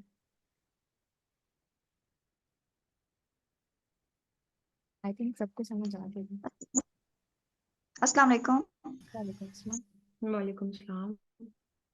Ma'am एक तो ये बता दें कि इस सेशन की फीस क्या होगी और दूसरा ड्यूरेशन इसकी कितनी होगी। जो फीस वाला है ना वो जो इस पे नंबर गिवन है उससे रिलेटेड आपको सारी जो भी चीजें हैं वो वहां पर बता दी जाएंगी। और जो टोटल सेशन है वो सीएसएस का होगा 6 मंथ्स का और पीएमएस का होगा 3 मंथ्स का, क्योंकि आप लोगों की अनऑफिशियल एड जो है वो अनाउंस हो चुकी है और अबाउट 43 सीट्स हैं जो अनाउंस हो चुकी हैं। तो आप लोगों ने अगर तैयारी स्टार्ट करनी है तो आप लोगों को फिर अभी से स्टार्ट करनी पड़ेगी ताकि आप लोगों की फिर रिवीजन और टेस्ट वाली सारी चीजें जो है वो साथ साथ चलती हैं। जी ठीक है। और इसके अलावा मेरा अभी जो मैम एक बता रही थी कि कौन सा सब्जेक्ट चूज करना चाहिए, उनसे क्वेश्चन है कि अगर हम प्योर मैथमेटिक्स और अप्लाइड मैथमेटिक्स की तरफ जाते हैं तो ये किस तरह के सब्जेक्ट्स हैं, क्या ये स्कोरिंग हैं, और अगर हम इनको चूज करते हैं तो कौन सी बुक्स ज्यादा बेस्ट हैं कि हम इनको पढ़ें। आई गेस मैम सितारा ये आपकी बात कर रही है, तो अगर मैं ऑडिबल हूँ तो आप काइंडली अनम्यूट होकर इनको जवाब दे दें। जी अस्सलाम वालेकुम। अब ये साइंस उससे बायो के बंदे से मैथ का सवाल पूछा जा रहा है कि मैथ हम रखें कि ना रखें। जी बेटा सबसे पहली जो बात है अपने जहन में रखनी है, यही बात आपसे की थी कि आपने अप्लाइड मैथ कह रहे हैं और मैथमेटिक्स कह रही हैं कि आप ये रखना चाह रही हैं। अब देखें सबसे पहले आप ये चीज़ देखें कि आप ग्रुप जाएं ना, थोड़ी सी एफर्ट करें, आप देखें पूरे सिलेबस में जिस ग्रुप में ये फाल कर रहे हैं आप उस सब्जेक्ट को उठाएं, फिर इसके सिलेबस को देखें। उस सिलेबस को जब आप देखेंगी तो आपको आइडिया हो जाएगा कि उसमें जो क्वेश्चंस हैं या जो टॉपिक्स दिए हुए हैं, आया कि जो मैंने अभी तक एमएस या एमफिल या जो भी आपकी डिग्री है उसमें मैंने ये टॉपिक्स किए हैं और मेरी इस पे काफी हद तक ग्रिप है। ठीक है, तो आप यानी कि मैथमेटिक्स को ही करो। ये बहुत अच्छा है कि अगर आप अपने सब्जेक्ट को ही लेके चलते हो तो ये अच्छी चीज है कि आपको बाकी भी जगहों पे वो काम आ जाता है। लेकिन अगर उसी ग्रुप में मेरे पास वो ओपन नहीं है फाइल, अगर उसी ग्रुप में कोई और सब्जेक्ट है जिसका सिलेबस भी मैथ के कंपैरिजन में जो है वो कम है और आप बैकग्राउंड भी थोड़ा बहुत उसमें आपका है या इंटरेस्ट है और वो सब्जेक्ट ट्रेंड में भी जा रहा है, तो आपको वो सब्जेक्ट ऑप्ट करना चाहिए आई थिंक। सो फिर आप मैथ को स्किप कर दें अगर आप मार्क्स की तरफ आ रही हैं तो। Okay ma'am, thank you so much. Thank you. Okay Zeenat, आपका जो क्वेश्चन है उसमें में ये है कि इंटरनेशनल रिलेशंस अगर आपने पढ़ लिया तो फिर आप इसी पर रहें, और इसके जो टॉपिक्स आपके नहीं हुए अभी आप उन पर फोकस करें कि उनको करें, क्योंकि मेरे हिसाब से इंटरनेशनल रिलेशंस आपको सारा आइडिया दे देता है कि करंटली क्या चल रहा है, और उसकी इतने सब्जेक्ट्स के साथ ओवरलैपिंग बच्चे को काफी हेल्प करती है। अगर आप पॉलिटिकल साइंस रखती हैं तो पहले आप ऐसा करें कि इंटरनेशनल रिलेशंस और पॉलिटिकल साइंस दोनों के जो सिलेबस है उसको देख लें कि सिलेबस की चीजें किस तरह से हैं, और फिर आपका इंटरेस्ट भी इसमें बहुत ज्यादा मैटर करता है। ठीक है, फिर देख कर फिर आप डिसाइड कर सकती हैं। Next I would like to have ma'am Alpha. Ma'am Alpha, अगर आप मुझे सुन सकती हैं तो काइंडली अनम्यूट होइएगा, और जो नेक्स्ट केरीज हैं वो आप डील कर लें। डेट का मैंने ये बताया है कि जो टेस्ट होगा वो संडे को होगा, और जो ऑफिशियली हमारी क्लासेस स्टार्ट होंगी वो 20 से होंगी। मैम ये जो टेस्ट आप कह रही हैं संडे का, ये किस बेस पे होगा? आई मीन टू से कि क्या होगा उस टेस्ट में, किस टाइप के क्वेश्चंस, एनी आइडिया? इसमें डिफरेंट डायमेंशंस होंगी, इसमें बायो का पार्ट भी होगा, कुछ मैथ का भी होगा, इस्लामियात का होगा, कंप्यूटर का होगा, इंग्लिश का होगा, ये डिफरेंट होंगे इसमें, और वो सारी डिटेल इंशाल्लाह आपके ग्रुप में सेंड कर दी जाएगी। मैम अल्फा, अगर आप मुझे सुन सकती हैं तो काइंडली बताइएगा। जी जी, I can. Okay ma'am Alfa, question है जवेरिया का कि सीएसएस और पीएमएस में डिफरेंस सिर्फ जीके और उर्दू सब्जेक्ट्स का ही होता है या उसके अलावा भी होता है? अच्छा जवेरिया, मेन डिफरेंस तो पहली चीज़ तो ये है कि दोनों सब जो ये पेपर्स हैं ना, जो दोनों एग्जाम्स हैं, ये लेवल्स का डिफरेंस है इनमें, जॉब के नेचर का फ़र्क है। लेकिन अगर मैं सिर्फ पेपर की बात करूं, क्योंकि आपसे तो वही कंसर्न है, पहली चीज़ है स्क्रीनिंग। सीएसएस के लिए स्क्रीनिंग टेस्ट होता है, पीएमएस के लिए नहीं होता। आप सीधा जाके अप्लाई करके पीएमएस के पेपर में बैठ सकते हो, सीएसएस के लिए आपको स्क्रीनिंग पहले देनी पड़ेगी। बाकी जो डिफरेंसेस हैं जीके और उर्दू के अलावा, एक तो करंट अफेयर्स नहीं होता सीएसएस में, और उसके अलावा जो आपका सिलेबस है, कुछ सब्जेक्ट्स ऑप्शनल्स बहुत ज़्यादा डिफरेंट है दोनों के अंदर। जैसे सोशल वर्क सीएसएस ऑफर नहीं करता, जेंडर जो है वो पीएमएस ऑफर नहीं करता। तो ये जो सारी डिटेल है सब्जेक्ट्स के डिफरेंसेस की, ये आपको एफपीएससी के वेबसाइट पे सीएसएस के लिए, पीपीएससी के वेबसाइट पे पीएमएस के लिए अवेलेबल है। लेकिन उसके साथ साथ मैं आपको ये ज़रूर बता दूं, in the short time that we have, के दोनों ही जो एग्जाम्स हैं इनमें सिलेबस का हर पेपर में फर्क है। जैसे पीएमएस के एसए में 4 से 5 एसेज आते हैं, सीएसएस के एसए में 10 चॉइसेस होते हैं। पीएमएस का जो अंग्रेजी है उसमें लेटर राइटिंग आती है, सीएसएस में नहीं आती। पीएमएस में आपको एमसीक्यूज नहीं आते, सीएसएस में आपको 20 एमसीक्यूज भी आते हैं। तो इस तरह के कुछ पेटी डिफरेंसेस भी हैं, वो आपको तब पता चलते हैं when you are in the process and you have decided for yourself कि आपने पहले क्या देना है, क्या नहीं। तो सब्जेक्ट के लिए आई विल रेफर यू कि आप वेबसाइट प्लीज करेंगे, पहले विजिट करिए, आपको सारे जो चॉइसेस हैं समझ में आ जाएंगे। Okay ma'am alpha, next question है कि अगर किसी ने ऑप्शनल सब्जेक्ट कोई रखा है और उसने उसकी तैयारी की है लेकिन वो उसके लिए कॉन्फिडेंट नहीं है, तो उसका क्या सिनेरियो, क्या उसे ऑप्शनल सब्जेक्ट चेंज कर लेना चाहिए तैयारी के दौरान ही? देखे आई टू, जिसका भी ये क्वेश्चन है, आई टू वेंट टू सच, मेरे साथ भी कुछ ऐसा क्रिमिनोलॉजी के बारे में हुआ था। देखिए सबसे पहली चीज, जब आप एक ऑप्शनल चूज करते हो तो स्टिक टू दैट रीजन, किसी वजह से आपने किया होता है। 3 रीजन हो सकती हैं, या तो आपका नॉलेज बेस उसमें डेवलप्ड है, आपने डिग्री की है, या आपको कोई किताब पढ़ ली, आपको सब्जेक्ट के बारे में पता है। पहला रीजन है नॉलेज बेस। दूसरा रीजन है स्कोरिंग ट्रेंड, मतलब एक पंजाबी के बारे में एक कॉन्सेप्ट है कि वो हाई स्कोरिंग है, तो ये एक रीजन है बहुत सारे बच्चों के लिए कि वो पंजाबी को नहीं भी पहले पढ़ चुके तो दोबारा पढ़ेंगे, पहली बार पढ़ेंगे। मैंने भी पहली बार पढ़ी है। तीसरी चीज होती है कि वो सब्जेक्ट करंट सिनेरियो में हिट नहीं हो रहा, वो अच्छा स्कोर आपको दे रहा है।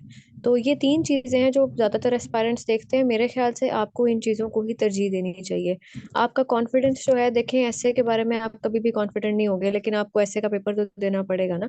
तो आपने जो अपने 3 रीजन सोचे हुए हैं, if you are confident about them, तो गो फॉर दैट सब्जेक्ट। और अगर बहुत ज्यादा ही मसला हो रहा है, आपको सब्जेक्ट पसंद नहीं आ रहा, तो फिर आप ऑब्वियसली यू कैन चेंज। लेकिन ये जरूर देखें कि जो रीजंस हैं उन पे जितना ज्यादा स्टिक करेंगे उतना ज्यादा आपके लिए जो है ना ईज होगी with the passage of time.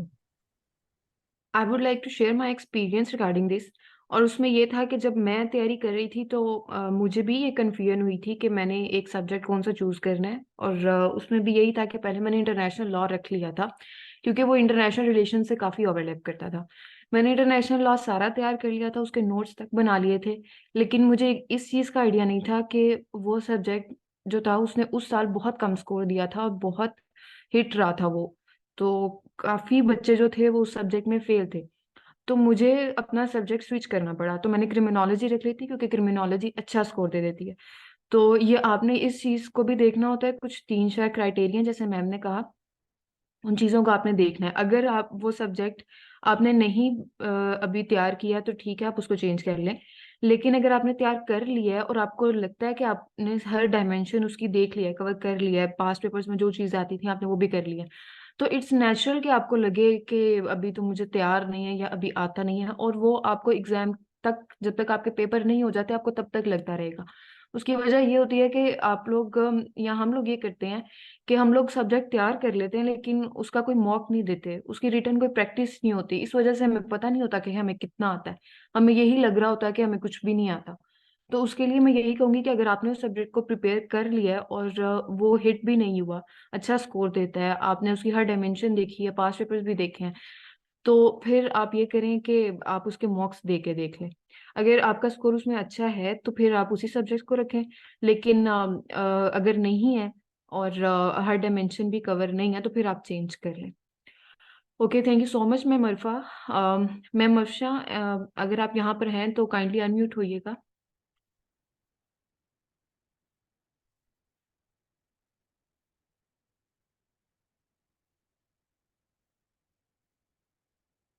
Ma'am Afsha, am I audible to you?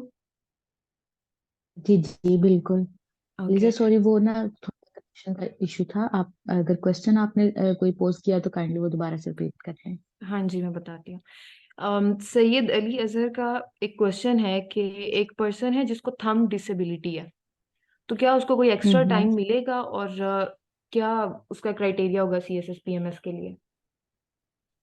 हाँ जी, अगर वो स्पेशल पर्सन में लाई करेगा और उसको उसके लिए फिर वो जो है ना, वो टाइम के लिए तो नहीं, मेरे ख्याल से as as far as my knowledge is concern कि टाइम ज्यादा दिया जाए, लेकिन वो स्पेशल पर्सन में ट्रीट होगा तो उसका जो क्राइटेरिया वो मेरे ख्याल से पीपीएससी वाले ही बता सकते हैं कि उसको क्या मतलब। मेरे ख्याल से उसके लिए कोटा फिक्स हो सकता है, लेकिन टाइम का तो मुझे आइडिया नहीं है कि टाइम भी दिया जाएगा या नहीं दिया जाएगा। Alize, can I answer this question? Ji ji.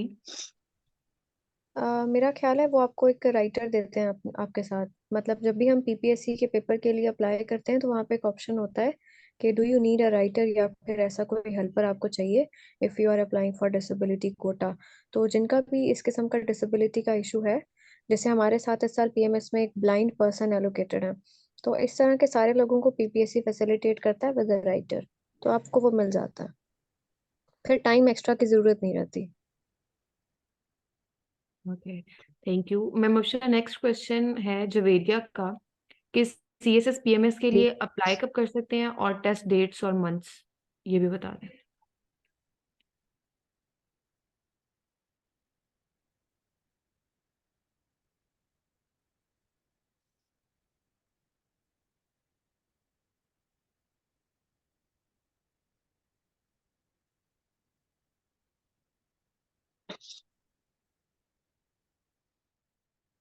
Okay, I guess ma'am Afsha के एंड पे कोई इशू है।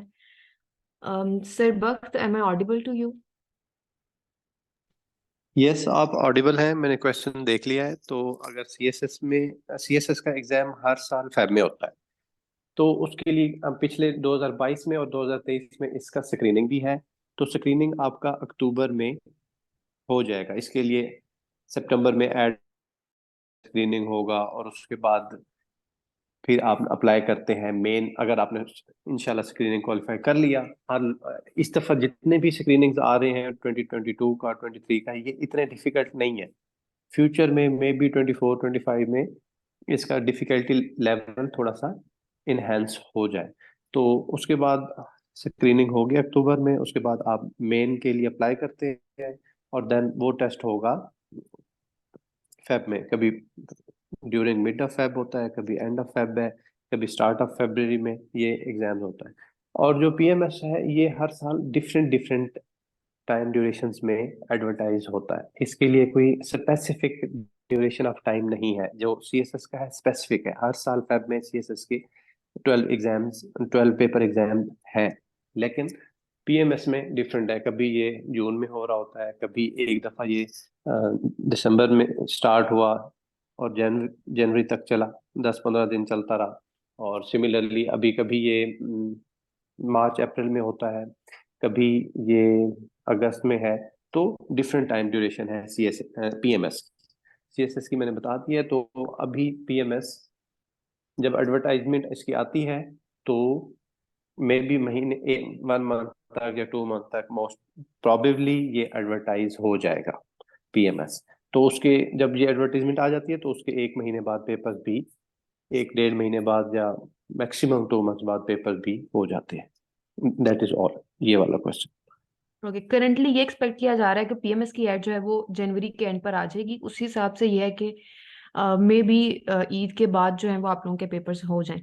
और खदीजा एंड आयशा, जो टेस्ट का सिलेबस है वो बहुत जनरल है, उसमें जनरल चीजें ही होंगी, आपका बैकग्राउंड नॉलेज देखा जाएगा। और अगर आप टेस्ट पास कर लेते हैं तो फिर एक मेरिट बनेगा, मेरिट बेस पर जो टॉप 50 पोजीशंस वाले होंगे उनको 50% स्कॉलरशिप ऑफर की जाएगी। सर नेक्स्ट क्वेश्चन है विशा का, और वो पूछ रही हैं कि अगर स्क्रीनिंग टेस्ट पास है सीएसएस का और रिटर्न पास नहीं हुआ तो स्क्रीनिंग टेस्ट भी दोबारा देना पड़ेगा? यस, स्क्रीनिंग टेस्ट हर दफा दोबारा देना पड़ेगा। ये ऐसे नहीं है कि बस एक दफा स्क्रीनिंग पास कर लिया और उसमें अच्छे मार्क्स ले लिए तो दोबारा नहीं। जिस साल में एग्जाम देना है तो उस साल के लिए स्क्रीनिंग लाजमी है सीएसएस के लिए। पीएमएस का कोई स्क्रीनिंग नहीं। सर जवेरिया का क्वेश्चन है व्हाट इज एमपीटी टेस्ट? ये एमसीक्यू बेस्ड प्रिपरेटरी टेस्ट, ऐसा कोई इसका नाम है, ये स्क्रीनिंग का ही नाम है, सीएसएस के लिए यूज होता है। हम उसको स्क्रीनिंग कह रहे हैं, उन्होंने एमपीटी का है। तो ये एमसीक्यू बेस्ड कोई टेस्ट है, उसी का शॉर्ट फॉर्म पी भी ऐसे ही है। तो इसको हम स्क्रीनिंग कह रहे हैं, ये एक ही बात है, सीएसएस के लिए यूज होती है ये। जवेरिया, जब आपने सीएसएस का रिटर्न देना होता है तो उससे पहले आपने एक टेस्ट पास करना होता है। उस टेस्ट में आपके 200 क्वेश्चंस होते हैं, उस 200 में से आपने 66 मार्क्स लेने होते हैं, तभी आप क्वालिफाई करते हैं कि आप रिटर्न के लिए अपेयर हो सके। और इरम, इसका कोई क्राइटेरिया नहीं है, इंटर या मैट्रिक या आपका सीजीपीए ये इस चीज के लिए मैटर इतना नहीं करता। और आपका सिर्फ ये मैटर करता है कि आपने सीएसएस के रिटर्न में कितना स्कोर किया हुआ है। सर नेक्स्ट क्वेश्चन है ये हमजा का, एंड ही इज हाँ आस्किंग कि सीएसएस पीएमएस करने के बाद इंटरव्यू में क्या प्रोसीजर होता है और इंटरव्यू के कितने मार्क्स ऐड होते हैं? ठीक है। जो एमसीक्यू एमपीटी इन्होंने पूछा है हम उसको स्क्रीनिंग कह रहे हैं। बेसिकली ये एमसीक्यू बेस्ड प्रिलिमिनरी टेस्ट है। तो एमपीटी के हैं या स्क्रीनिंग का है, ये एक ही बात है। तो जो नेक्स्ट क्वेश्चन है वो ये था कि इसका इंटरव्यू क्या है। सीएसएस 300 मार्क्स का इंटरव्यू होता है, पीएमएस 200 मार्क्स का इंटरव्यू होता है। तो सीएसएस में भी 100+ वाला पास है, अगर किसी 100 मार्क्स है इंटरव्यू में तो वो पास है, अगर किसी के 99 है तो वो पास नहीं है। तो सीएसएस टोटल 1200 प्लस 300 1500 मार्क्स का एग्जाम है। पीएमएस 1200 प्लस 200 1400 मार्क्स का एग्जाम है। तो पीएमएस में भी आपको 200 में से पास करने के लिए, और सीएसएस में भी आपको 100 मार्क्स जरूर चाहिए। तो इसका और इन्होंने क्राइटेरिया पूछा है हमसे। नहीं सर, बस उतना ही क्वेश्चन था। ओके, तो आप लोगों का जो क्वेश्चन है, जो भी क्वेश्चन है regarding the scholarship test on 14, उसमें ये होगा कि आपके 100 मार्क्स का पेपर होगा, एमसीक्यू बेस्ड होगा, कोई नेगेटिव मार्किंग नहीं होगी। उसमें मेरिट बेस पर आपकी जो टॉप 50 पोजीशंस हैं उनको 50% स्कॉलरशिप ऑफर की जाएगी। उसका टाइम 7 PM है। और जो उसमें क्वेश्चंस होंगे वो बिल्कुल जनरल होंगे। आपका जनरल इंग्लिश के क्वेश्चंस होंगे, मैथ के होंगे, जनरल नॉलेज के होंगे, और कुछ हिस्ट्री का पार्ट हो जाएगा। इस तरह से करके 100 MCQs बनाए जाएंगे। So we will conclude this session. Iram, it doesn't matter कि आपका क्या स्कोर है मैट्रिक में या इंटर में, वो इतना मैटर नहीं करता। और जो भी इसका क्राइटेरिया था वो ऑलरेडी सर पहले बता चुके हुए हैं। Okay, we will be taking the last question. Sir Bakhsh sorry, आपको दोबारा से डिस्टर्ब कर रही इट्स हूँ। ओके। एक क्वेश्चन आया है, इंटरव्यू में मार्क्स 1200 के अलावा ऐड होते हैं? यस, 1200 रिटन के एग्जाम्स हैं, मार्क्स हैं 1200, सीएसएस के भी 1200 है, पीएमएस के भी 1200 है।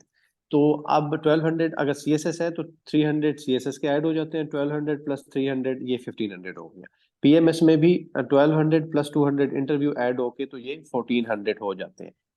तो इस तरह इस 1400 में से पीएमएस में टोटल मेरिट नंबर बनता है, सीएसएस में 1500 में से टोटल मेरिट नंबर बनता है।